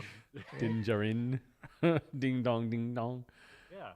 Well, that's what's interesting about Luke had also said that Rogue One would have made a great series. See, that's a good point. It was I really loved the movie, but yeah, it would have made a great series because you get to see this whole epic saga of what's going on. Pre-rebellion, Of pre-rebellion type stuff. But then there's and the arc of that rebel group. Yeah, exactly. From guerrilla warfare to we want to have virtues and whatever. Say the force, may the force be with you. They didn't start there. Totally. Well, that's why Ahsoka becomes this interesting tie-in between, because Clone Wars developed Anakin and Obi-Wan in a way that the movies never did. And it gave you that sense of why Obi-Wan would call him a friend. Because by the end of the Sith Avenges, or whatever the hell that movie was called, Revenge of the Sith, you don't even think that they ever liked each other. Well, yeah, the beginning of that movie is the first time that you actually see those two characters have a fun adventure at the beginning. Right. And a lot of people still don't like that part, and I'm like, the beginning of that movie is, I love that. Yeah. The beginning, when they go and then face Dooku and all that crap, because it's actually them at least going on an adventure. Mm-hmm. And if there's bickering, there's not really bickering. It's like, they remembered, oops, we need to show these guys as kind of actually being buddies for a hot minute. Yeah. Which is why wish we would have done it in episode 2. Right. Yeah. Which is why Clone Wars is great, because you actually have them be pretty much fully formed Jedi doing their thing, and and that's why the last season of Clone Wars is so brilliant, because the whole season takes place during the course of Revenge of the Sith. Right. So it's super cool. But Ahsoka is interesting because it's almost like I would love to have the original trilogy redone with her as a character in that, because she was so close to Anakin and so close to, the prequel trilogy. To New Hope.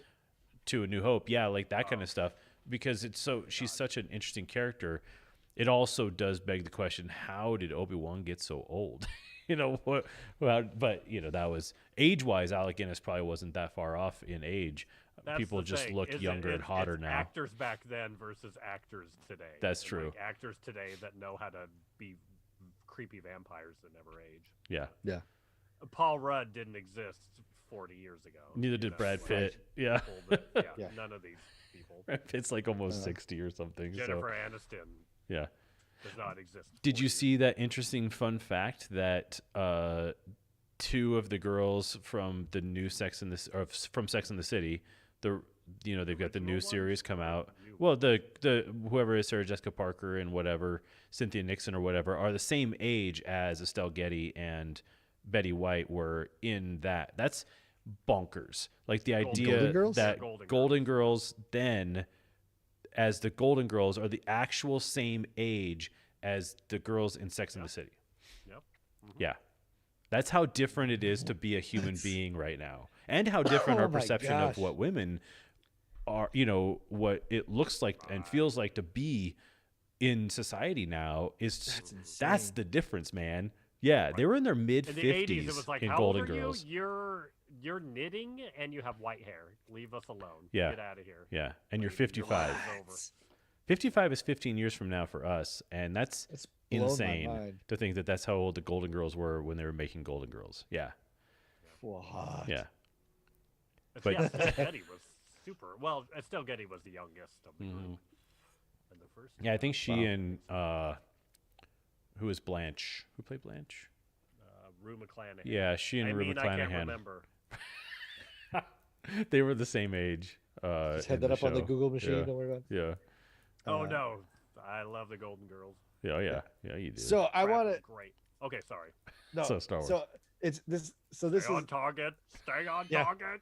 So this is. So I want to immediately dive into the issue with Boba Fett in Chapter 2 and Chapter 1, in that we had talked about last episode of how everything felt disjointed and a little wonky and logistically wrong and whatever. And I had an issue with the Major Domo coming to get tribute from Boba Fett. I want to explain that issue now. So the issue I have with that is in Chapter 2, Boba Fett goes to visit the mayor, like walks up into his office, like, I'm the crime boss. What are you doing? You tried to assassinate me, blah, blah, blah. And the mayor goes like, I don't like, I work for you, man. Like, he's totally just like I'm here at your behest. Like, you're in charge. I'm just this guy. I'm a fake. I don't Like, really do oh, anything. you brought an assassin. Thank you. Let's take care Yeah, of him. and they kill him, and he explains the assassins, which again is a whole nother thing about how terrible this assassin. They're universally known, but they don't carry guns. They parkour though, bro. So this is where my issue They with, put the with ass Chapter in the 1 assassin. comes in is that that Major Domo walks into the new crime boss's house and says, "Yeah, we don't have any tribute for you, but do you have some? Like, where's your tribute to us?" Right. And it's like, are you assuming that the new crime boss isn't aware of the old crime boss to know that the mayor already works for him? Like, what? Like, that was my issue. It was just like, you just destroyed that whole scene in Chapter 1 because that guy wouldn't have the audacity to walk in there and be like, I don't have anything for you, but where's our money? And then the mayor is basically like, don't shoot me, I work for you. Like, what are you doing?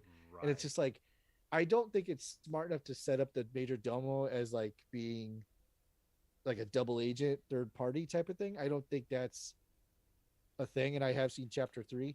I don't think this is where that's going, but it just felt like in Chapter 2 that immediately just destroyed that whole scene from Chapter 1. Well, You're like, I felt why? like the Like, how, assuming that the new crime boss would have done zero research or be any bit aware of the existing crime boss's influence. And I mean, he does have stuff to learn, and you'll find out he does have stuff to learn. But he was in Jabba's palace. Like, he didn't pay attention to what Jabba was doing. Yeah, exactly. Right. Yeah.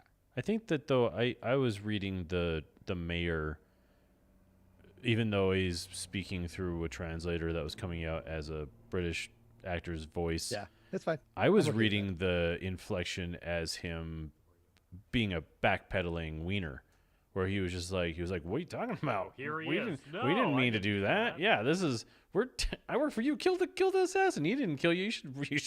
You need to think when rethink what's going on here, Boba Fett, because that's not me, bro. Here's some money on, for you. on first pass, That's what I right, was thinking. On first pass, what's I got going that on. too. But then in second pass, when you get through the end of the episode and then come back to it, it does. You watched it it- twice. Yeah, I've watched it twice. Good for you. It I was doing some homework. No, I and, love like, it. No, that's great because I wanted but, to. Well, because I wanted to catch the nuance because the reason I watched it twice is because when you have things like flashbacks Yeah. and all that stuff, for me it's very disjointed when you're being told the Right. story the first time. So that's why I want to go back, kind of like Solidify now that I it have the a little spoilers of the end of the episode, let me go watch the episode again with a fresh set because now Mhm. I'm not trying to figure out what's going on. I know what's going on. Mhm. Now backfill my information. Yeah. And like so immediately when he's like kill the assassin, I was like, oh, busted. Like, Yeah. oh, that guy was That's what about it felt to like. talk and you killed him Exactly. so he would give it up. But when you watch it the second time, it's like, no, because you don't know about the Huts at that time. You don't know about the Huts. Right. So you're like, oh well, he's clearly backpedaling. And then when the Huts show up, you're like, oh yeah, the mayor's a nobody. Mhm. The mayor is a figure piece for the people. He's not actually doing anything. How about that guy running the desk? His like administrative With the assistant space mullet. with the space mullet. Just come on, man. Some of that stuff. That's It's like, It goes back to the Taika Waititi thing, where I think they're like, "Oh, that's like funny, right?" And you're like, "It can be, but Yeah. you gotta find the." I think the problem is It's very it came impractical for too the desert. early in the show, where right. I don't know. Didn't Taika direct I a get couple you. episodes of Mandalorian or no? He Yeah, did. Taika Waititi did. Yeah. So that's what I'm saying. I'm saying I think they go, well, people like that kind of thing, subverting everything and, Yeah. taking the piss out of it. But you're like, but what are we supposed to think about Boba Fett? Does anyone give a schnickles that this is Boba Fett? Do people fear Boba Fett? Because I thought he was maybe feared. Yeah. And so now he's walking around and nobody seems to give a crap. And there's no weight to his character within this world that we're watching him inhabit. So I don't know what I'm supposed to feel about him. And sometimes he's a good fighter and sometimes he sucks. Right. I don't know what I'm supposed to feel about him. And Mhm. that's where we're at with this show. Right. And in perspective of chapter 2, yes, it's very, very confusing. Chapter 3 sheds some light on that information. Okay. But to what I was going to say with episode 1 is that I don't think when they cut apart the outlines for these episodes, I think whoever did it thought that they were on Netflix, where they were just going to dump them all off and people would binge watch the whole thing. They're not. forgetting that they're a weekly episodic. Eat every little nugget. Yeah. Right. So it's like now some Yeah. people will watch it start to finish, and then all of this will be cohesive. But when you break it into a week to week, like some of the stuff that just happened in chapter 3, you're like, oh well, really, that really changes everything that just happened in chapter 2. Or like this thing in chapter 2 totally dismantling the thing in chapter 1. It's like, what are you who decided where these edits were? Because this is all weird. Yeah. It's just wrong. Like we talked about last episode, the Gamorreans being right there at his side and then disappearing and then coming in to save the day in the fight. Like, no, you were literally right there. Like, what? Or this thing with the domo. And then in this one, you've got this heist, which they don't talk about the time between Tusken Raider Boba Fett and new boss Boba Fett. They don't talk about that time. Right. So you start to see like, oh, well, he is now negotiating with the spice traders, which is like, okay, so that's where he gets his first taste of I could be a boss. Like I can now manipulate this underworld, and this is my step into it. This is how I first start to do this, because I've now dictated basically protection money from these spice traders, which are universal galactic spice traders. I'm now collecting protection money from these spice traders for the Tusken Raiders now. So I think that whole thing was supposed to set up this is where he got the aspiration that there's a vacuum here, that because he knows Jabba's dead, right? He doesn't know who's in charge now. So he's thinking like, it might be a little bit loose. I can step in. And I think that the train heist and negotiating is his first step into that of like, yeah, no, I could totally, this is what I do now. My boss Jabba is gone and I have skills. Let's do it. Yeah. He can crawl himself out of a sarlacc. Yeah. He's got skills. So this episode, was super weird. I liked it though. I thought it was fun. I didn't think it was like Yeah. super weird. It was I thought speedy it was a and- better yeah. tone all around. For sure. It just, there was a lot of time with the Tuskens, which I didn't know if I needed. Well, a lot of Do you the- still hate the- them? the Do you la- still have your Tuscan prejudice? Come on, man. No, I think it's because It was the practice fighting that bugged me. It was just so much the practice training fighting. montage. Yeah, well, I mean, yeah, that's the thing. It's and it super was like tropey in the that. guy's like, hold it tighter. He's like, I am holding it tighter. It's like, that's really what she's saying. That's terrible. Right. riding. Yeah. Well, Because and it's I just think like because it's just also I'm weird. like, should he be holding it looser? In that moment, I'm like, is he holding it too tight? What's the lesson here? I don't know what I'm supposed. What am Yeah, I don't learning? know. well, I think Yeah. my issue with the Tusken Raiders is that we know he leaves and becomes Boba Fett again, quote unquote Boba Fett again. But if you think about it, to every experience or every movie or TV show you've ever watched where somebody hits rock bottom and then eventually like finds a new family, they don't leave. Right? There's no I'm going back home Mm-hmm. in it happens occasionally, but Iron like Man 3. but you know what I mean though, like right it's very rare that when Nailed somebody hits it. rock bottom and then they Loses get brought his up suit in and their he new gets it back. family and then they leave. It's Right. usually so I think that's my issue with the Tuscan stuff. It's like, all right, so Right. he's adopting their culture, he's becoming a Tuscan, Well, and then it's like, so why are you leaving? I don't know. yeah, but again, I surmise. I mean, he's gonna bring all the tribes together. I assume. Who knows? Mm-hmm. Oh yeah, that's It's gonna be Avatar, but we'll see. How did this episode end? He went.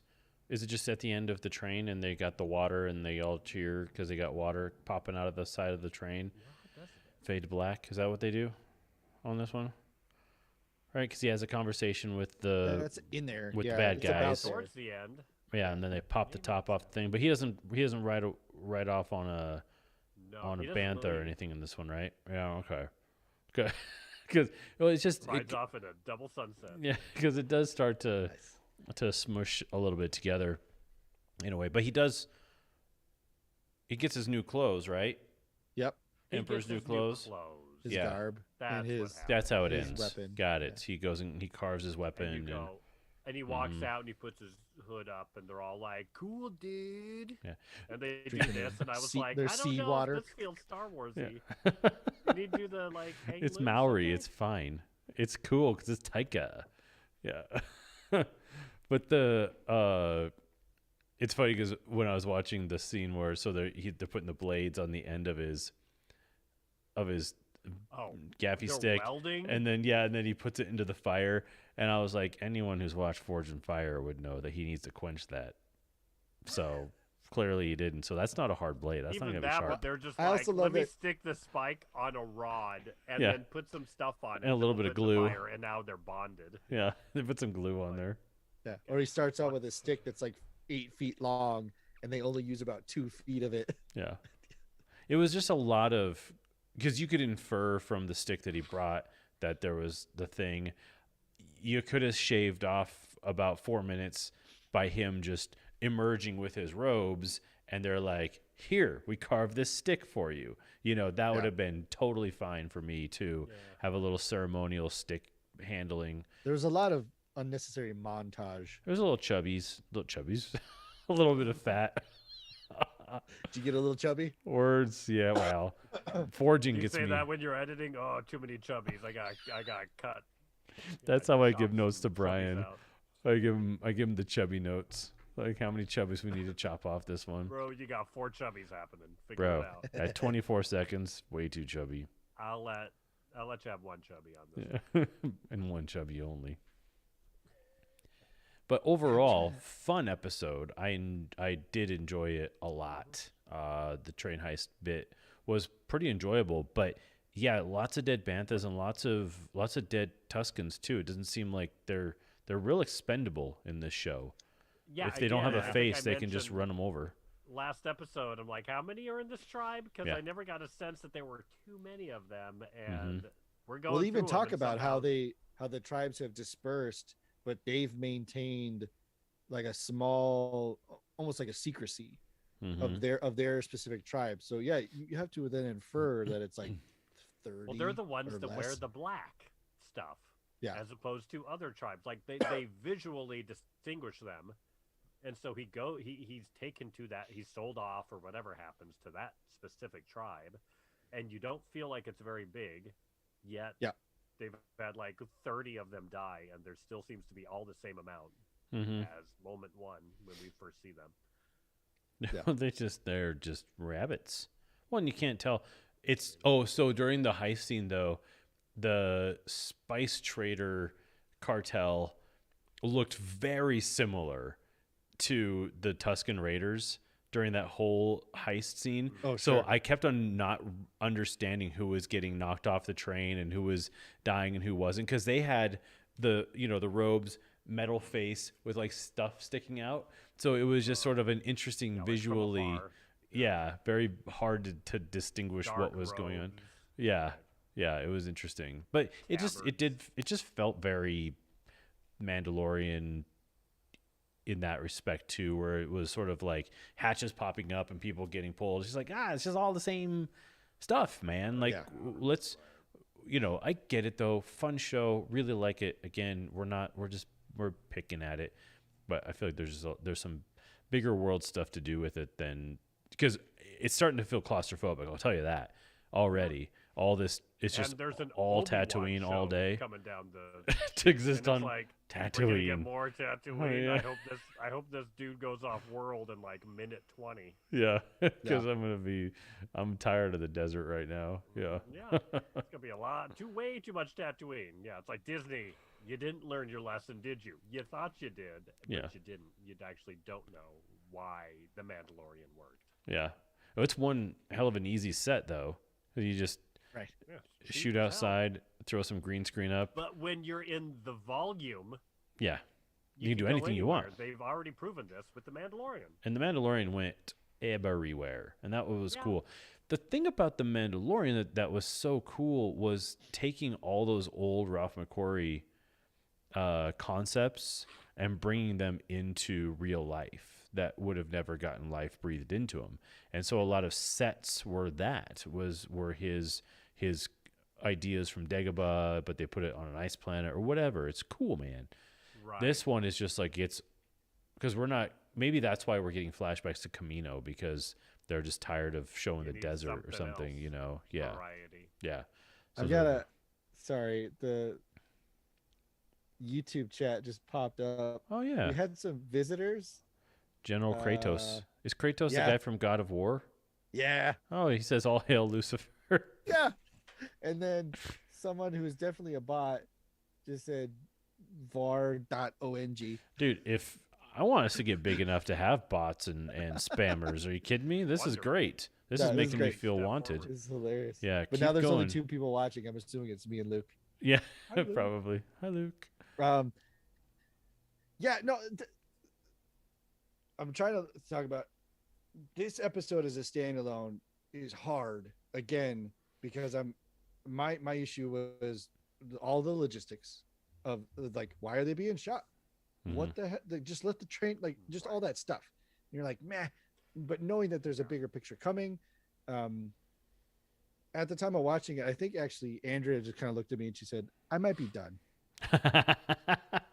and she no, I mean she nailed it. Like, there's no baby Yoda here. Oh, which is for the general audience. Yeah, Is that and she's a fairly Mandalorian big. kid. I mean, I've done a really good job to nerddom. She's a very big Star Wars fan, so I've succeeded there.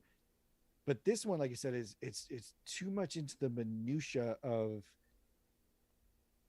other world stuff that lives in the Star Wars universe. Yeah. Like it's the Sopranos in space, or the Sopranos in the desert kind of thing, where you've got crime bosses, but then you've got like this Dances with Wolves stuff, Last of the Mohicans kind of thing, where you're just like, what the hell? Like, it's not happening fast enough to tell me where you're going with this. So I don't know where you're going. Whereas like the Mandalorian episode 1, you've got a baby Yodster. What are you gonna do about it? We're You've in. got a distinct conflict. Yeah. Right. Where I think with this one, it's just like he got kidnapped, so he's got to earn their respect, but there's no like, oh man. Well, and there Okay. was a big, Right. that was a big moment. I went into, you go into Mandalorian with no expectations because there's not been a live action series. Yep. But also, I wish I could recapture that feeling where you're in episode 1, chapter 1, when Grogu is revealed, or at the time, just the child, baby Yoda, emerges. He shoots IG-11, and then he, does the ET finger thing, and then, credits. You're just like, what? Yeah. what did I just watch? And then there continue to be episodes like that. The one just before the final episode of the first season where what's his name? Nick Nolte's character gets shot and killed, and the speeder bike trooper picks up Baby Yoda, and then cut to black. You're just like, what is going on? You're so invested. Finnick doesn't even have anything to do in this show yet. There's Other than going, this is a bad idea. there's not even a relationship there. Like, we're not seeing any sense of danger or stakes within the characters to suggest, because we know Boba Fett's not going to die. I mean, come on, and Finnick's probably not going to die either. And so there's just no real stakes going on now. You didn't know what was going to happen to Baby Yoda. 3, Yeah. I'm not gonna say anything. Oh yeah. No, I mean, you're right. It's they're taking their time to get to a point, and I think people are gonna start dropping off.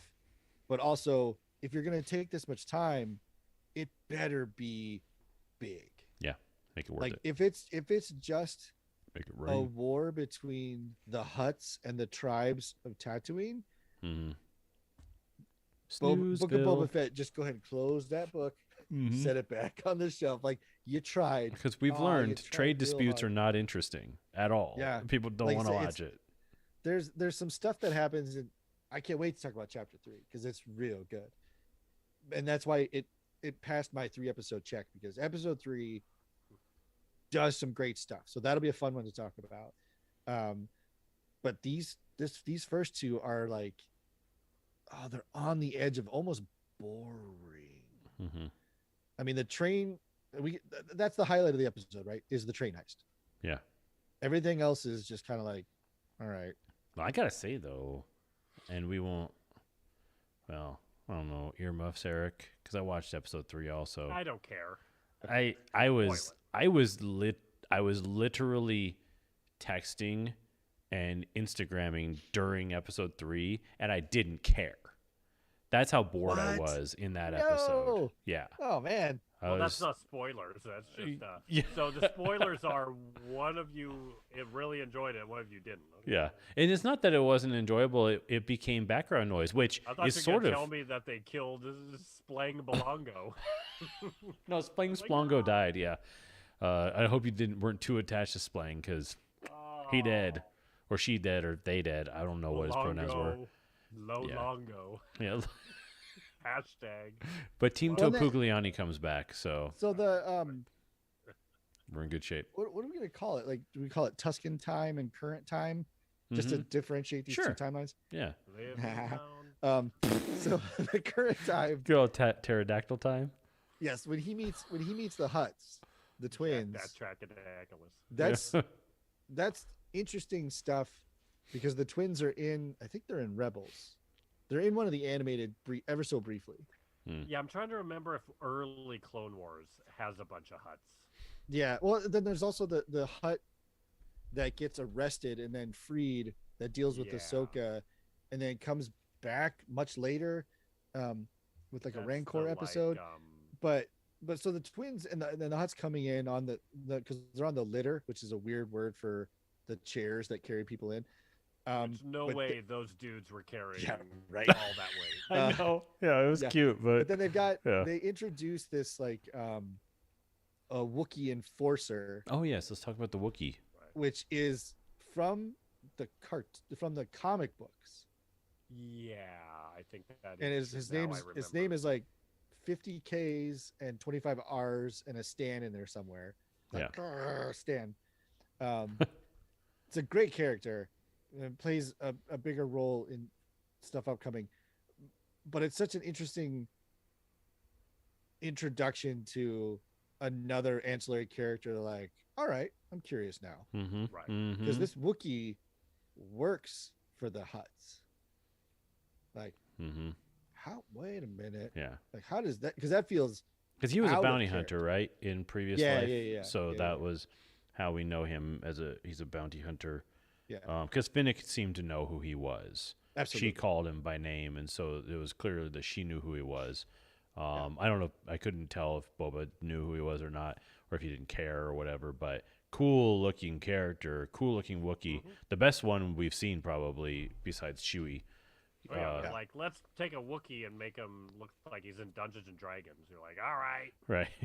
put spikes on him. Yeah. Cool. Throw some spikes on him, and so yeah, it's that character is. But see, that's a great example of what's going on. Like I would almost rather watch a Fennec Shand show, this Wookiee bounty hunter show. That's what I would rather see because you're not beholden to something stuck on And Tatooine it's or whatever. Fresh. Yeah. It's new, and you go, I don't know what this could be. Yeah, Yeah. exactly. Yeah. Boba Well, yeah, Fett, 'cause as the much hut as part- we think we want Boba Fett, we go, do we? I don't know. Mhm. We'll see. Yeah. The hut part started to touch on Oh. that like monarchy politic type stuff of like, oh well, this, Tatooine belongs to the Hutt family, and Right. you're the next in succession. And it's just like, oh, I didn't watch Downton Abbey for a reason. Right. Yeah, I don't, Yeah. I don't want this. Like, I don't want the Duke of Hutt to come in and be like, this is my birthright. Blah, blah, Yeah. blah, Oh, blah, but blah. I love Succession. So, but Well, you know, but like the thing is it's like, or the Tudors or something. But guess what? We can't have boobs and sex in this. So it's like Unfortunately. those other shows that could lean on certain things, true. a Disney show can't. Mhm. So Yeah, Game of I can. Thrones, whatever else. My interest in Yeah, Game of monarchy Thrones. type content is so low. Well, this is very Fun. though violent by all accounts in a way. There's a lot of Bantha murder and Tuscan murder, and there's just a lot of. Did you have Jeffy moments? I did. Oh, every single Yeah. time. no! Are you kidding Jeffy me? It took me a minute moments. to remember Jeffy moments. Yeah, I even had Sorry. some Jeffy moments when I mean, they softened it up instead of the Hut grabbing a lizard and eating it. He has that fluffy thing that he uses to wipe his sweat with. And so I get that they're like softening up that gross. aspect of the violence, but it's also I felt bad for the little flurry thing. I thought I had a Jeffy moment with him. He was just sopping up Jabba's sweat. That was pretty Yeah, disgusting. it was just like a towel, a Yeah, living towel. just So like- yeah, it's pretty gross. But yeah, and they should have hired 40 more extras to Oh, carry that. Well, but too, it's like it's giant Star bed. Can Can we just have like boosters underneath? Yeah, Like, can it come float? on. Can it just levitate like everything else in Star Wars? right. Yeah. Can we Right. use Star Wars magic, please? Yeah. Luke says Mandalorian. I couldn't wait another week to watch Boba Fett. I'll watch it if I remember. Yeah, that's kind of how I'm feeling about it. Watch it Yeah. when it comes around. Yeah, it's a good point.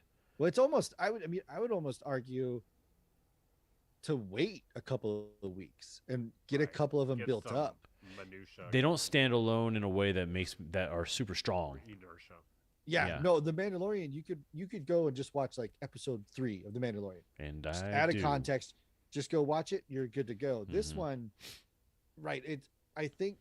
I don't know. It definitely feels like somebody told them that they were going to dump them on like The Witcher on Netflix and just like, here it is. Right. Here's the Book of Boba Yeah. Fett. And I powered through that in a weekend. Whereas this one, they're like, yeah, we can totally do that. And then someone's like, wait, this is every week, guys. Did we forget about that? And they're like, well, Yeah. Yeah. People are digesting this at the speed of the sand vagina, so we gotta be more careful here. We've got to be more careful. Give the man some air while he's inside of that sandy, It's true. sandy, I sandy watched hole. The Witcher. I don't remember anything that happened. Well, that's the problem I mean, with well, binging, that's a though. blur. Do I care? No. Do I enjoy it? Sure. I don't know. I think so. And yeah, with a show that's weekly, yeah, it is true. You have to retrain yourself, and every episode matters a whole lot more. It's very Yeah. true. Yeah, that's why the whole the Tuscan time versus crime boss time. I don't know when those worlds are gonna mash up, Yeah. Mhm. and I think that a good thing they did was the negotiation at, like I said, at the end of the train, Mhm. because then you're like, okay, that protection thing was kind of a crime bossy activity. Yeah, I like it. So it's like, all right, that's good work. Just he's dabbling in. He's weaseling his way in Yeah, little yeah. by little. I think the tough thing is Sand People time. He has a lot to learn.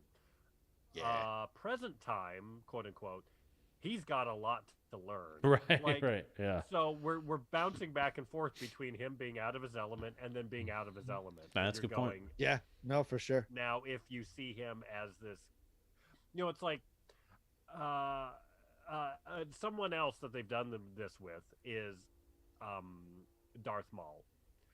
But like when Darth Maul pops up as the crime syndicate leader later, like I don't know if it's Rebels. I can't remember when they really are establishing him as still being around. He shows up at the end of the Solo show, but you go, this guy's terrifying, and he's whoa. Like I have no doubt that he will. Everyone fears him completely. Yeah. And so it's like if you have a show with him and then you go back in the past and you see him, which I don't want. Don't give me young Darth Maul. Darth Maul show, right? You like young Rock. Yeah. Yeah. But it's like that's the point. It's like Boba Fett's out of his element completely. And it's like, oh, we gotta watch him figure everything out. Oh boy. No thanks. I thought he was gonna be cool, but he doesn't know what he's doing. Yeah, he's figuring things out in tandem, and I get that there's some limitations, because I think I would have almost been okay with an Empire era Boba Fett show. Something of him being a bounty hunter, somewhere in there. I think I might have been okay with that, because you could have one-off episodes and you can have an arc going over the season. Right, and it wouldn't have to have anything to do with anything. It could have just existed and then ended with him getting the fob on Han Solo, or something like that. And that would have been fine. But I get that you can't use Tamir Morrison without doing like a face swap or something like that from that era, because you're not going to buy, him necessarily being that old or whatever it is. Yeah, right. So I get it. You have to make him that much younger. Yeah. And I think that they're converging on something. It's clearly not a Peter Gunn, or is it Peter Gunn? Who's the guy who kind of has the Marvel playbook going on? James Gunn. It's not that level, but I think that there is some aspect of with us having the Boba Fett, Mandalorian, and Ahsoka shows happening in the same timeline. Right. You're going to see these characters converge with each other again at some point in time, I think. Yeah. Well, it's like even I think as much as everyone loved The Mandalorian to start off with, I was like, yeah, whatever, I'm enjoying it, it's fine. I didn't have that giant spark of, whoa. I think because I had already loved the Clone Wars. So I had liked newer Star Wars where other people hadn't at all. Right. So for them, that The Mandalorian was the first time that they were enjoying Star Wars again in some real, true way. Yeah. And then where they're going, wow, this is creative and it feels fresh, right? And so I had already felt that. So with The Mandalorian, I was like, well, I'm excited for season 3. I think I said that on my other podcast with friends. And they were like, okay, Eric. And I was like, right, you'll see. yeah. Because I knew where it could go. And so for this show, I'm definitely like, yeah, we'll see season 3, I guess, if it makes it there where they can really start doing something with it. Well, when you're talking right about now, I'm just gonna watch, and I'm not gonna really worry about it, I guess. Yeah, for sure. But Mandalorian, if I get blown away, great, but I won't expect it. I love that no expectations thing.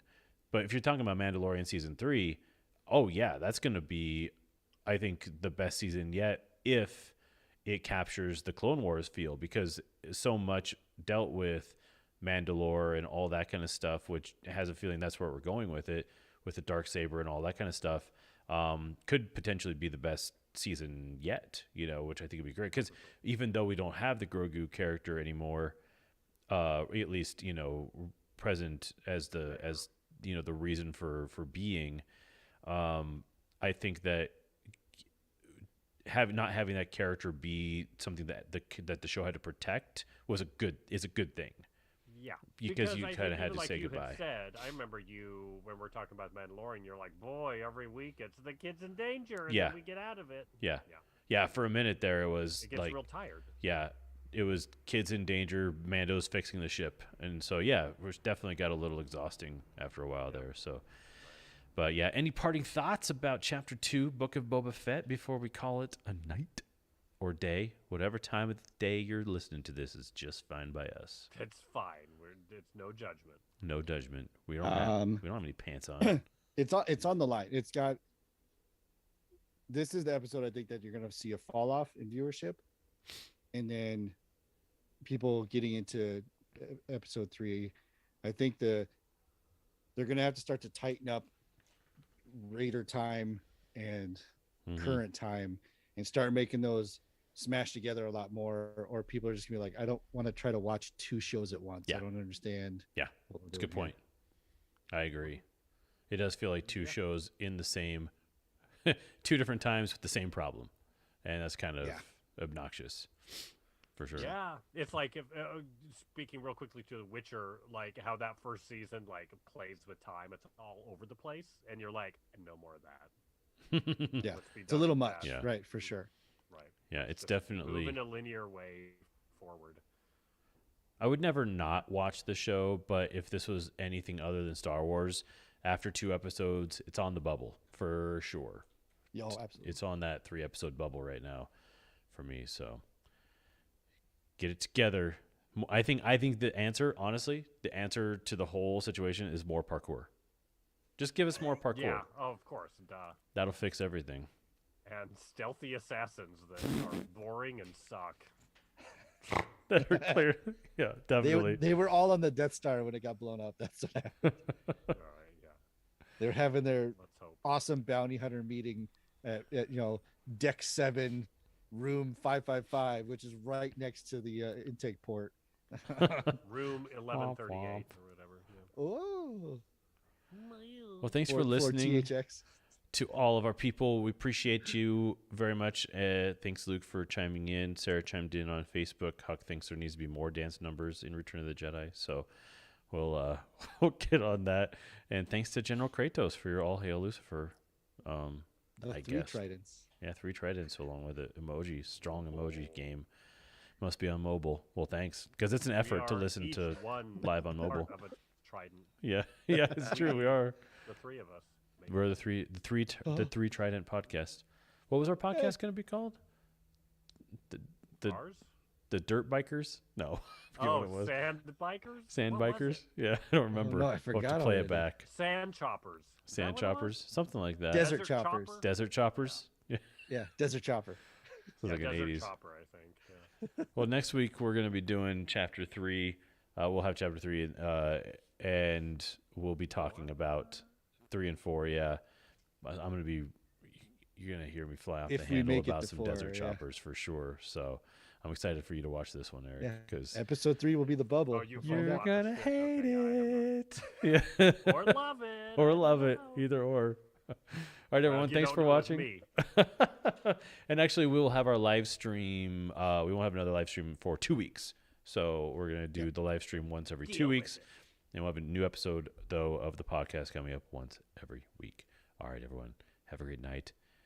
May the force be with you. Oh gosh, that felt. I almost threw up in my mouth when I said Yeah, that. I hope you did. That Yeah. sting a little. We gotta say. Well, we gotta have some sort of tagline, some kind of Star Wars, themed tagline, since that's what we do now, right? Is that- Before the war. We hope you live your life before the war. All right. Good night, everyone. All right,